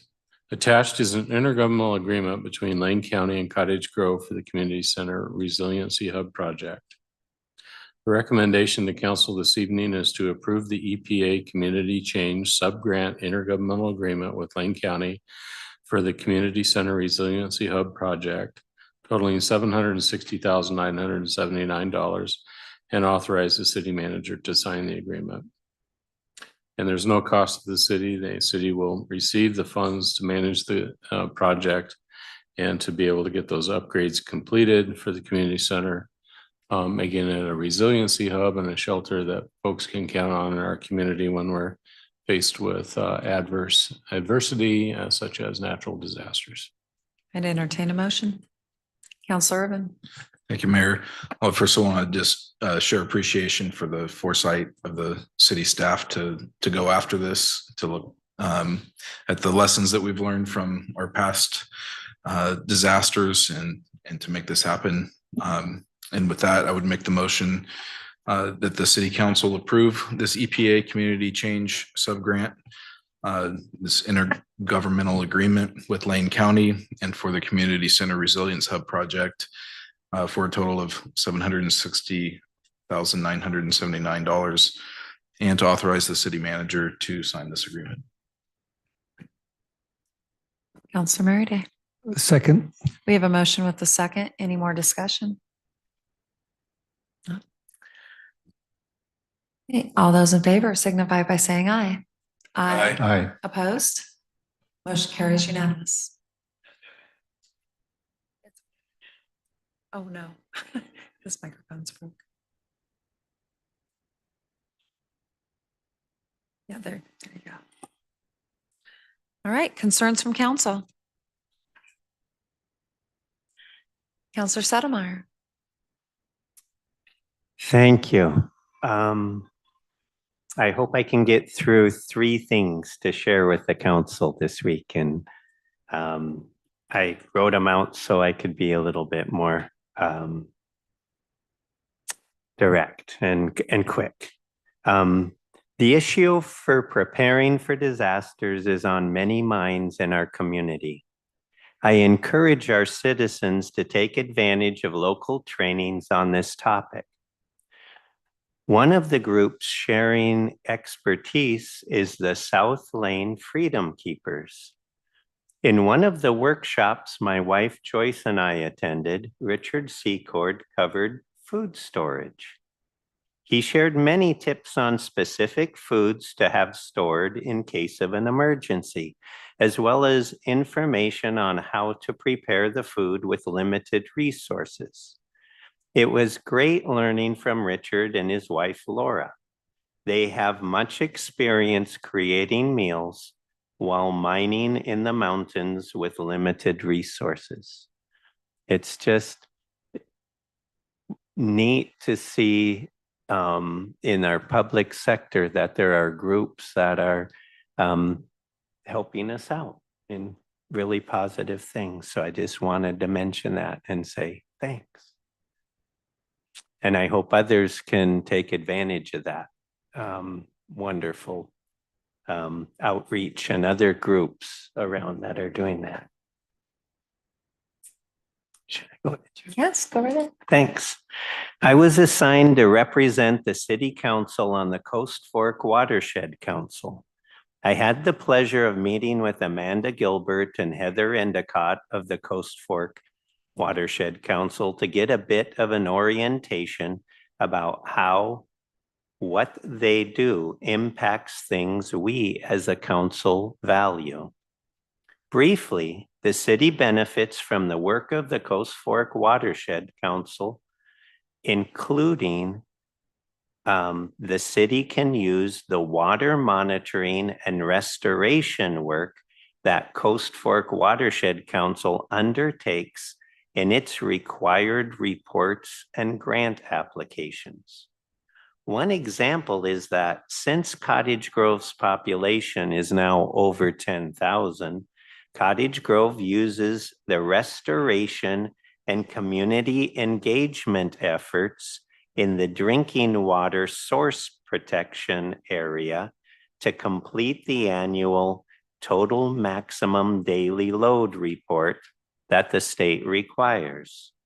This data is supplied to the city from work that the Coast Fork Watershed Council does with funding through grants, donations, and private contracts at no cost to the city.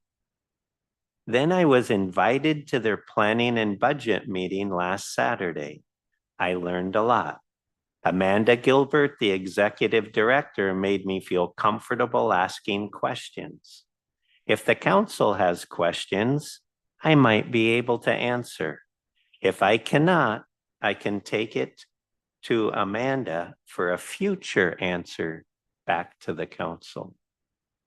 Does anybody have any questions about Coast Fork Watershed Councils?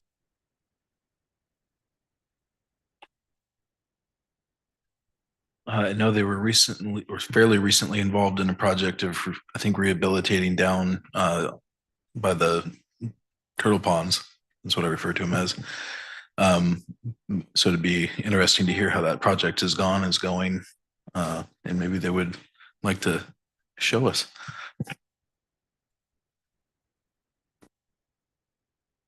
Trip.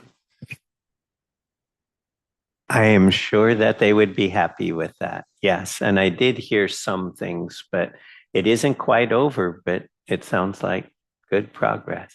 So yes, I will reach out. Oh, you have another one? Yes, go right ahead.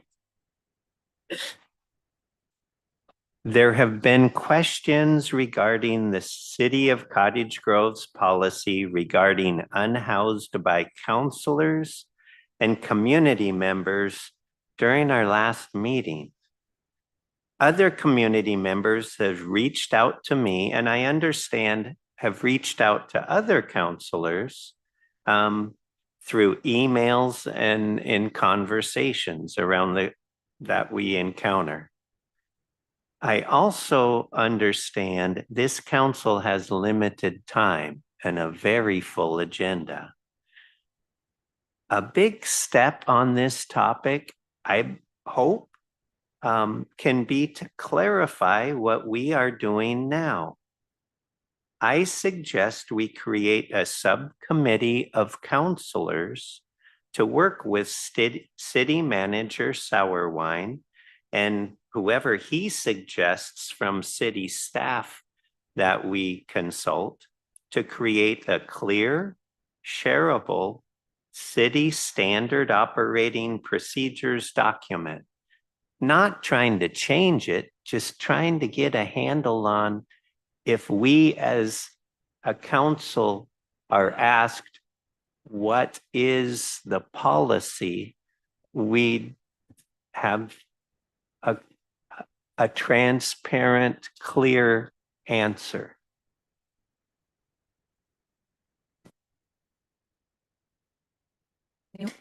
Councilor Irvin. Thank you, Mayor. Before I get to mine, I respond to that last point. I mean, I think we as a city do have currently a management plan for the public spaces. That's probably the closest thing that I can think of that's an articulated position. So that might be a good place to start, and then or to build off of as we go forward. But I would support, the concept of a committee to meet and go over that and say, does this provide adequate response and position to the requests that we get, and be something that we can build on. So open to that, supportive of it at the council's direction. If that's a consensus, and look to whenever that can be put together. I have also 3 items. Hopefully I can be brief in them. They are meant to be placeholders for future discussion, probably topics that we'll address at our retreat, but that I don't want to get lost in the mix. So we have a number of committees, speaking of committees and groups that are meeting for different purposes around town at the request and of the council. One of them is the Urban Forestry Committee. This comes up because we have so much lost canopy in our city as a result of the ice storm damages. And it was under their purview, as I understand it, to have a state or a kind of the state of the trees. They give a presentation on that. We have goals that are set in accordance with, capturing the Tree City USA award. And part of that goal was to expand the canopy from whatever percentage we had at the time to beyond that. Now we've regressed significantly, so we'd like to look to that committee or to that group to make recommendations on how do we achieve that? How do we build back the canopy and supply and do it in a way that maximizes benefit to the residents now and into the future? So that distilled down would be a request to hear from the Urban Forestry Committee and how they're doing in terms of their assessment of our tree inventory and state of the trees. I'd also like to have a process, if possible, in place to where we as the council have more insight into what's coming before the city building department and the planning commission in terms of requests. So the concept would be they would like to see, and maybe this is happening, maybe there's just an education that needs to happen for me, but a more of a living kind of building code, in that my understanding of the purpose of the building code is to protect now and into the future, the community in terms of safe building, not building on slopes that are going to slough down, all sorts of things, but also quality of life aspects. You don't want to be so jam-packed that you fight with your neighbors all the time or they can hear you snore.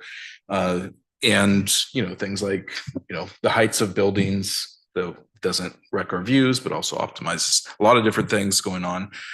But what I would like to know more of is, what are people trying to do that they're getting shut down from doing? And are those things that we can consider? Because in my 8 years, I haven't heard anything come from a planning commission that's not basically coming from a state mandated change or a committee that says, now we have to do this and change the code. So I'd like to see some funnel of, the desk at the planning department. What can we do? Oh, we can't do it. That stuff might not even get to the planning commission, but having that shared with the planning commission, and then the commission be able to make recommendations. Hey, we got a bunch of people that want to do this. We don't really see a problem with it. Maybe we go through a process, and maybe here's a recommended code change to better facilitate the needs of the people. So that's number 2.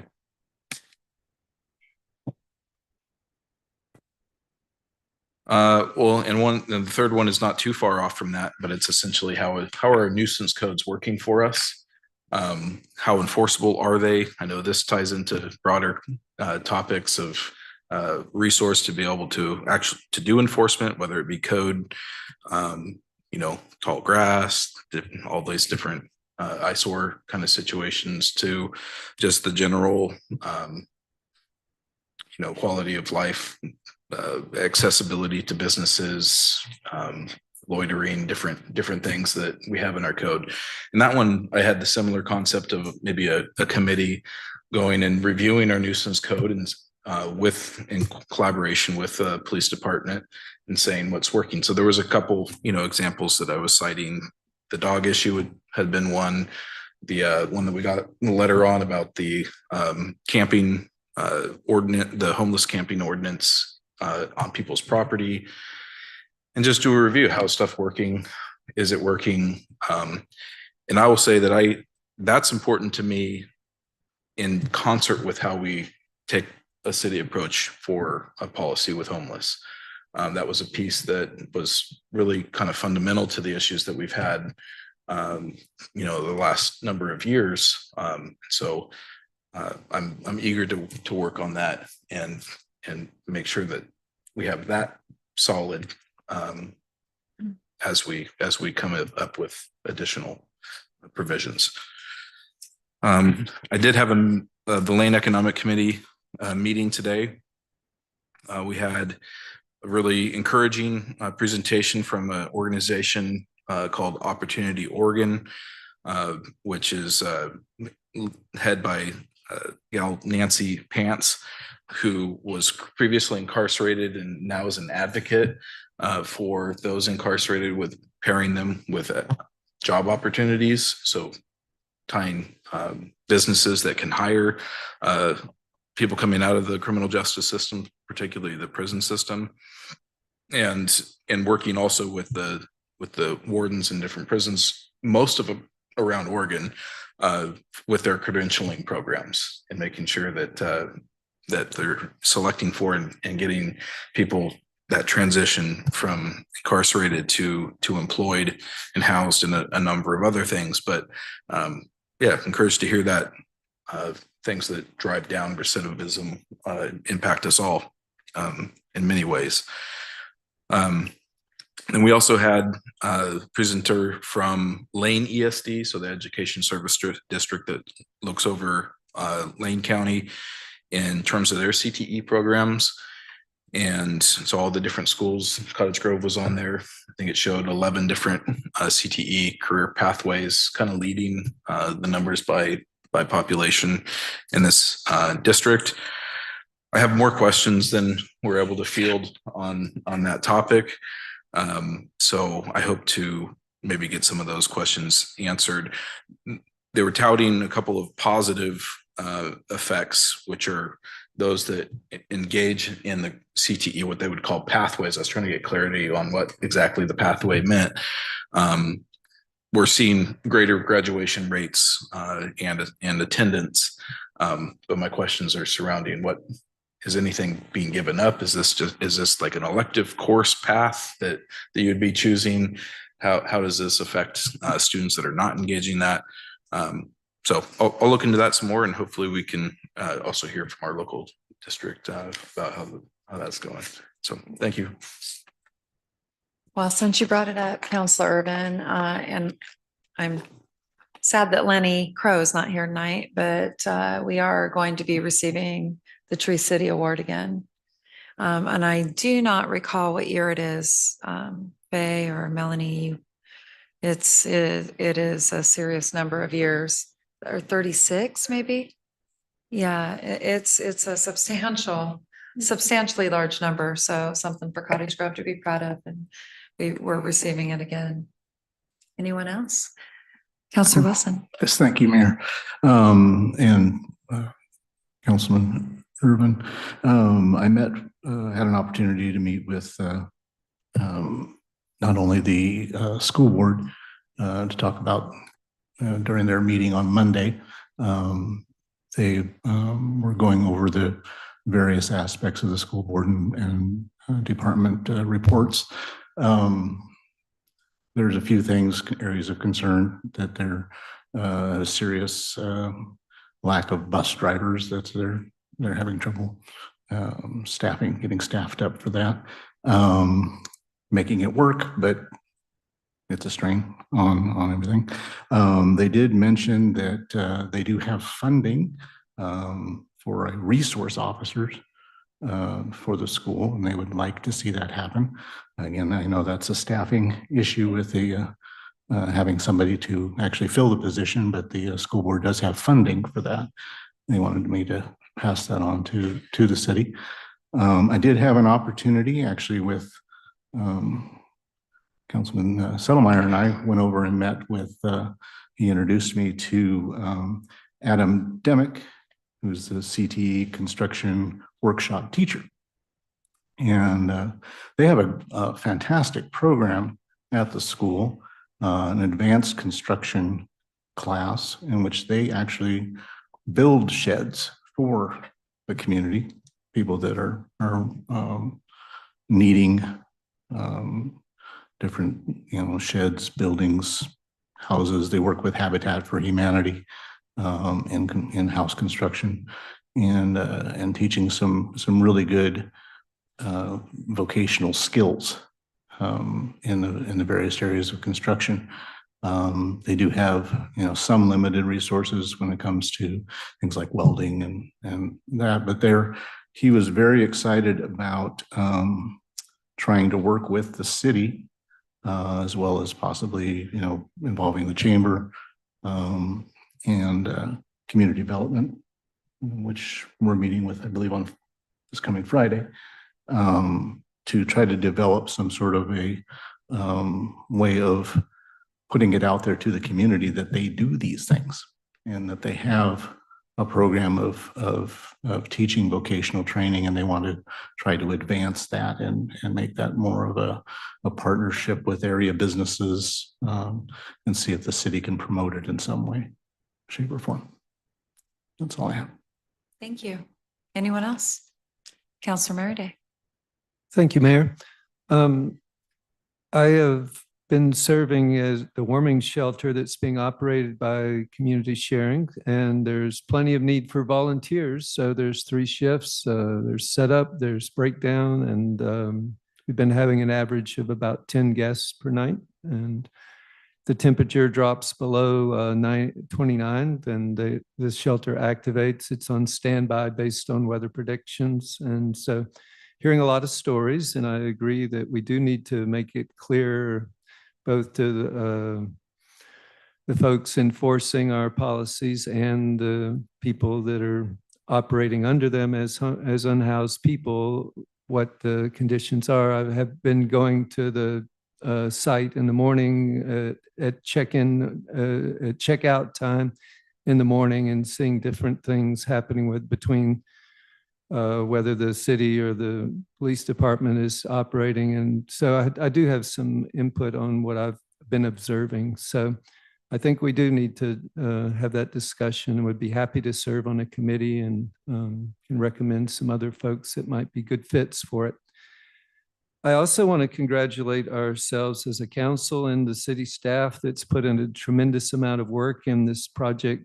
We call it colloquial as Project Sparrow, to develop the 61 acres that has been resting fallow for many years. No one has been able to approach it in a development form because of the limitations of access and of the capital required to develop raw land. The city had some vision through its staff members of this site and made some interesting proposals, as the city being the person the entity to make it sort of bring it to close to happening, and then be able to hand it off to developers to get the much needed housing that we have a tremendous gap in our community. So between partnering with the state to provide the infrastructure funding for that, and the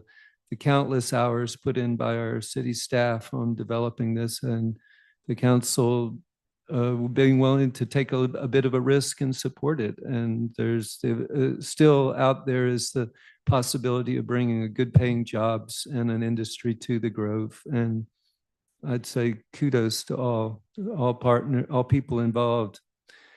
There was one other thing, and it's slipping my mind. Well, I guess that's it for now. Thank you. Anyone else? Counselor Lammerman. We like the hot mic moment. No, that one said no. Madam Mayor, Council, thank you. So there's 2 quick things. There's been some talk about the skate park having a drainage issue. I don't know, maybe can't see about getting the city over there to address that. There's some photos with the bowl over halfway full of water. As far as I know, there's a drain in it. Maybe we can see about getting somebody out and draining that. Second thing, downtown. I was having lunch downtown with the wife this weekend, and at Jack Sprat's they have an awesome little elevated spot to eat. But the downfall with that is you can notice all the lack of cleanup on some of the buildings. I don't know, with the Main Street revitalization going on, if we can maybe as a council or as a city find some way to incentivize the building owners or the business owners, or maybe even reward them. It's like a plaque every year for the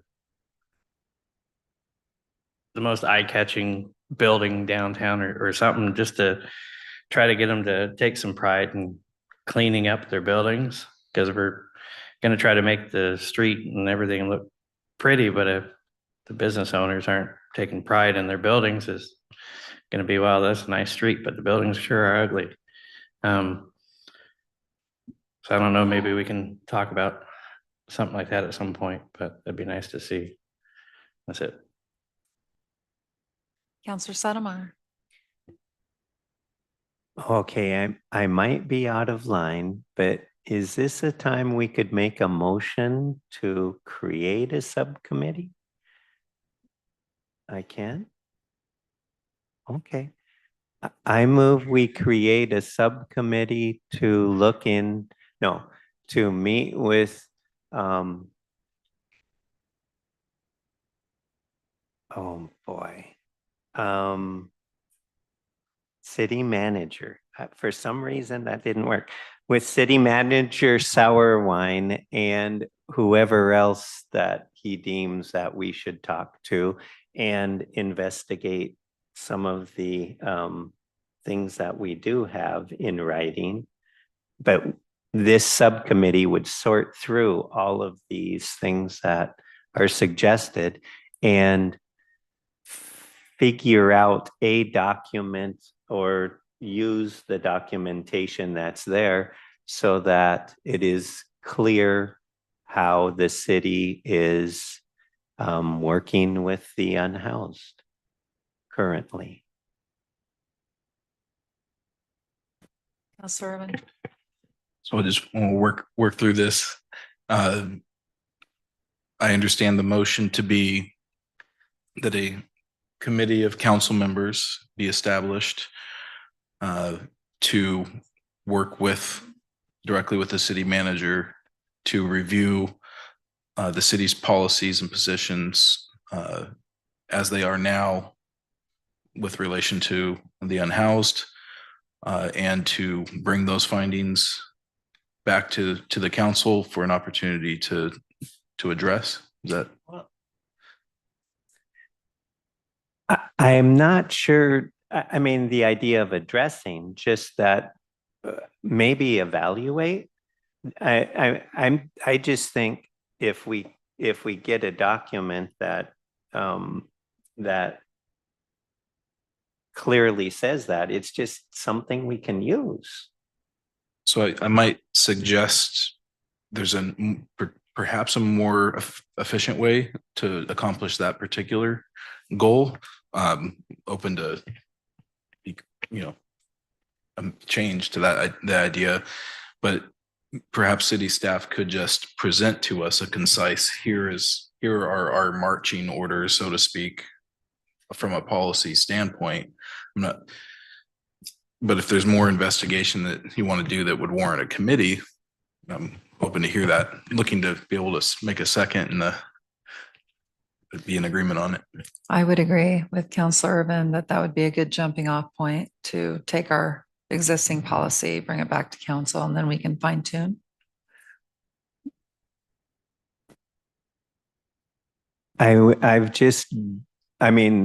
The problem I have with that is it sounds like we're asking someone to necessarily come up with writing that we as counselors are being asked certain questions. I don't expect the staff to necessarily know, everything that is necessary, I believe, to deliver to the city a transparent policy of what is happening right now, without it being, if we get some kind of thing in at our next meeting, and then we say, but what about this and what about this? I would hope a subcommittee of 2 or 3 counselors could just go and, if the city manager wants to put something together, and then we look at it ahead of time and save time and save energy of bouncing things back and forth. If the subcommittee finds a document and then we share it with the whole council and they say, but there's holes, I think there might be more to the point if there isn't. Counselor Centermeyer, I need to do a time check. It's 9 p.m. And I would just suggest, we actually do have a policy, correct?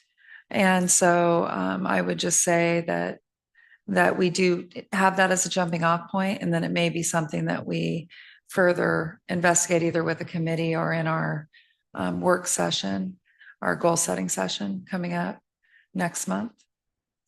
Well, good evening, Your Honor, members of the City Council. I realize some folks are new to the City Council, but over the course of the last year, we started with a resolution that had been adopted several years ago.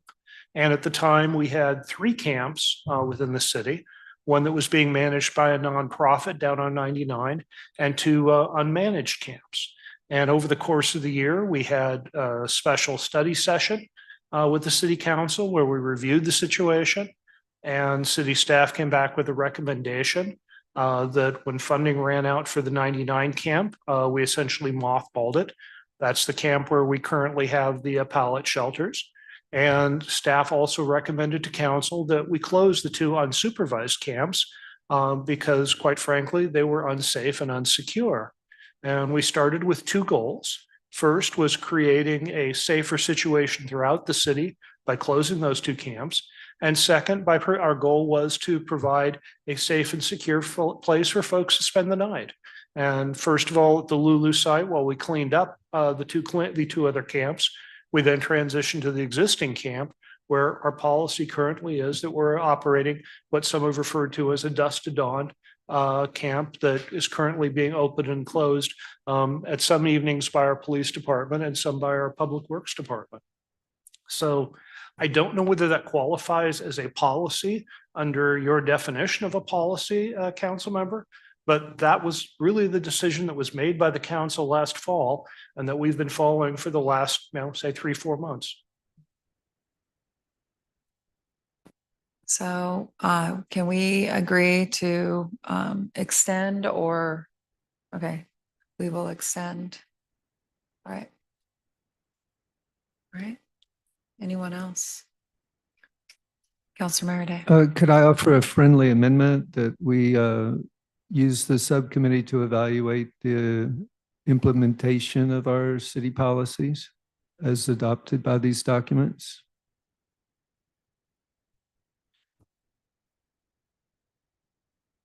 So, yeah, I mean, there's a kind of a point. We have a motion. We don't have a second, but I hear an offer of an amendment to the original motion. Is that supposed to happen after a second? Because I kind of did engage in that too. Second.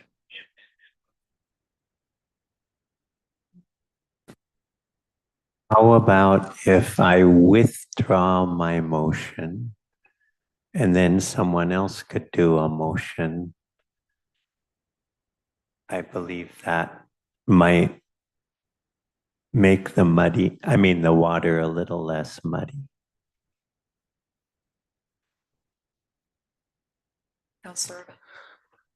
I'm a little hesitant about getting the cart before the horse on some of this. I understand time is of the essence with making decisions that affect people right now. I can say that I'm fairly, with what I understand, satisfied with the fact that we do have a warming shelter running, that we have volunteers, that people are being spared from potential death from freezing. To me, that has left enough breathing room to say, I do want us to move together efficiently as a council on all of this. And I think that we might lose something with establishing a committee at this moment to review the implementation of the strategy right now. I think we're going to talk about that like in less than in 3 weeks. That when our effectively 3 weeks, it would be after that discussion that I would like to have that decision of, okay, does it make sense for a subgroup of us to break off and attack this particular thing? I kind of want to hold out to that. I think the subcommittee idea in general, as we talked about, is a good idea when it's used properly. But I'm concerned that we might not quite be there yet. I would agree with Counselor Irvin that I don't want to break off in a portion of the council to make decisions or bring back instead of doing a work session in our retreat. I think it should be done as a council as a whole. But I meant to address, it doesn't address your concern of when people are asking us what the position is of the city, what is it? And so I think that can be addressed by the city manager made us a succinct, response to that here verbally, but it could be providing with, here is that, I forget the name of it now, but the Parks and Management Plan, whatever. It's that, and if there's any supplemental, here's how we're addressing it. I think that could be pushed out to the entire council and say, here's what we as the city are operating on as the policy, and that would satisfy the concerns that we can address now. It would also provide a rebuttal for people to say, well, that's not enough, and then we could all bring that back and say, okay, here's what I'm hearing, because really that's all of us that should be bring that. So that's my Counselor Settlemeyer. Yes. My point is it doesn't feel, so many of us, you got questioned about pallet shelter things. And somewhere, I wasn't able to tell people about pallet shelter stuff and other things. I'm not saying that I disagree with anything the city is doing. I'm saying I don't have the knowledge, and it doesn't sound like, and I shouldn't say that to everybody, but I wasn't the only one who was saying people are asking questions and I can't say what the official answer is. And we all talked about transparency as we were going through this last election cycle. And I'm excited for us all to have empowerment of saying, this is where we are as a city. That's absolutely true. You are brand new to council. And so if City Manager Sauerwein, if you could send it out in an email what our policy is. And you just said it, but maybe if it's in writing that council can have, and then we can agree to work on this further in our goal setting. Right. Councilor Merriday. So I just want to put one last little spin on our discussion. This is strictly anecdotal. I don't have proof or verification, but just strictly hearing stories of one time the camp wasn't opened on time at 5 o'clock, or it was open later, possibly due to staffing issues or emergency calls. I don't know. And people set up outside the camp, outside the fence, because it was locked at the time. And then in the morning, they got a citation for illegal camping. And I don't know whether that's, it's strictly anecdotal. So those would be the kind of things I would hope we could clear up. So it kind of seems at times we're trying to see how stringent we can be, that hopefully people will just all leave, So that's the kind of the feeling that a lot of people are experiencing that are sharing things with me. Well, good evening, Your Honor, again, and members of the council. City staff has many responsibilities, and many of them are timely, and sometimes there are emergencies. So you're absolutely correct that there have been times that the camp was not open exactly at the time it was supposed to be, or for that matter, closed in the morning exactly at the time that we had scheduled it. And that's simply because staff was doing other things, especially when our police department officers have other calls that they're on the days where they're required to be the ones to put and close the camps. So we have made every attempt as city staff to work the camp into our other operations. Is it perfect? Of course not. But it is one of the duties that both our public works and our police are endeavoring to be able to meet. And I would echo that this is not a normal thing that cities have been tasked with doing historically. So commend the staff for all your hard work and all you're doing. All right. Council Lamberman. Real quick. I don't want to sound heartless, but at the same time, I want to commend the city for what they're doing in managing the Dusk Till Dawn site. The part that I don't want to sound heartless at is the unhoused ask a lot from the city, from the people of the community. When they're asked to leave in the morning, all they do is go outside and set up tent in the parking lot. I don't think it's absurd to have to wait 5 minutes or a half hour or 45 minutes for a city employee to come over and unlock the gate. They want a lot of leeway from the city and council to be able to do what they want to do. They need to expect the same thing in return. Like I said, I don't want to sound heartless, but it is what it is. Thank you. All right. Mayor, I just want to go on record that the minutes will reflect that the motion died for lack of a second. Yes. Thank you. Thank you. Report from the city manager. Well, good evening, Your Honor, members of the City Council. Just a couple of things I wanted to run past you this evening. First of all, a couple upcoming events. The Cottage Grove Area Chamber of Commerce is having their 75th, yes, that 75th annual awards banquet on March 1st. It's my understanding that the city traditionally buys a table, and if council members would like to be able to sit at our table or perhaps sit at other tables with other organizations that you've been a part of, please let Mindy know so that we make sure we've got enough seats for everybody if you'll be attending. Along those same lines, the Lane Council of Governments is having their member appreciation dinner. It's actually being held at the Cottage Grove Armory this year. And it's going to be on March 7th. I think you all got invitations to it in the mail. So again, if you're interested in attending the COGS member appreciation dinner, please let Mindy know.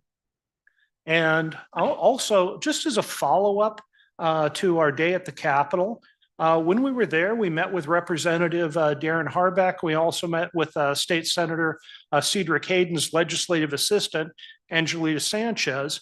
And they both encouraged us to fill out forms, which are called capital funding requests, essentially requests for our legislators to get funding from the state for city projects.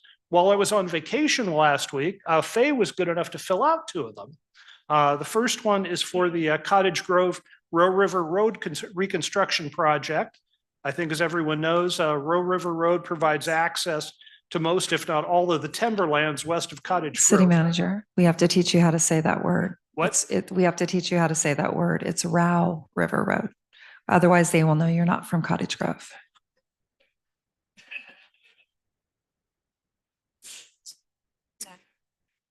You know, when you got a name like Sour Wine, you always figure like you're going to get a second chance at mispronouncing any other name or any other word. I stand corrected. It is the reconstruction project, and we are requesting $637,000 for that project. And the second project is the Cottage Grove Armory ADA access improvement. I think, as everyone knows, the ADA access to the Armory at this point is in poor shape and really needs to be replaced. And we'd be requesting $90,000 toward that project. So again, thank you to everyone who went with us to the meet the folks in Salem. Hopefully, we'll get 2 projects out of it. And finally, there's been an issue that's been raised by a couple of different people, and I think legitimate questions about whether or not the grant funds that we've received specifically for Project Sparrow that we talked about earlier, and also the downtown revitalization project, whether or not those funds have been guaranteed and whether or not we're assured that we're going to receive them. At this point, I want to be very clear. City staff's understanding is that we are receiving those funds and that they have not been, canceled at any kind of a federal level. But as I always say, boots and suspenders, let's keep honest people honest. We are asking our city attorney to, monitor this issue and let us know if there's ever any concerns. But as I said earlier, as we sit here today, we are, reasonably confident that we are going to be getting those funds. We have heard nothing to the contrary. So with that, I'd be happy to take any questions you might have. Are there any questions? Counselor Lammerman. Madam Mayor, and Ms. Sauerwein, speaking of our trip to the Capitol, it was mentioned that we might look at possibly getting our own paving equipment. Could we maybe kind of have an idea of what that might look like for the city? That was an issue that was raised by the senator's administrative assistant. And it's certainly something that we can consider as part of the budget process.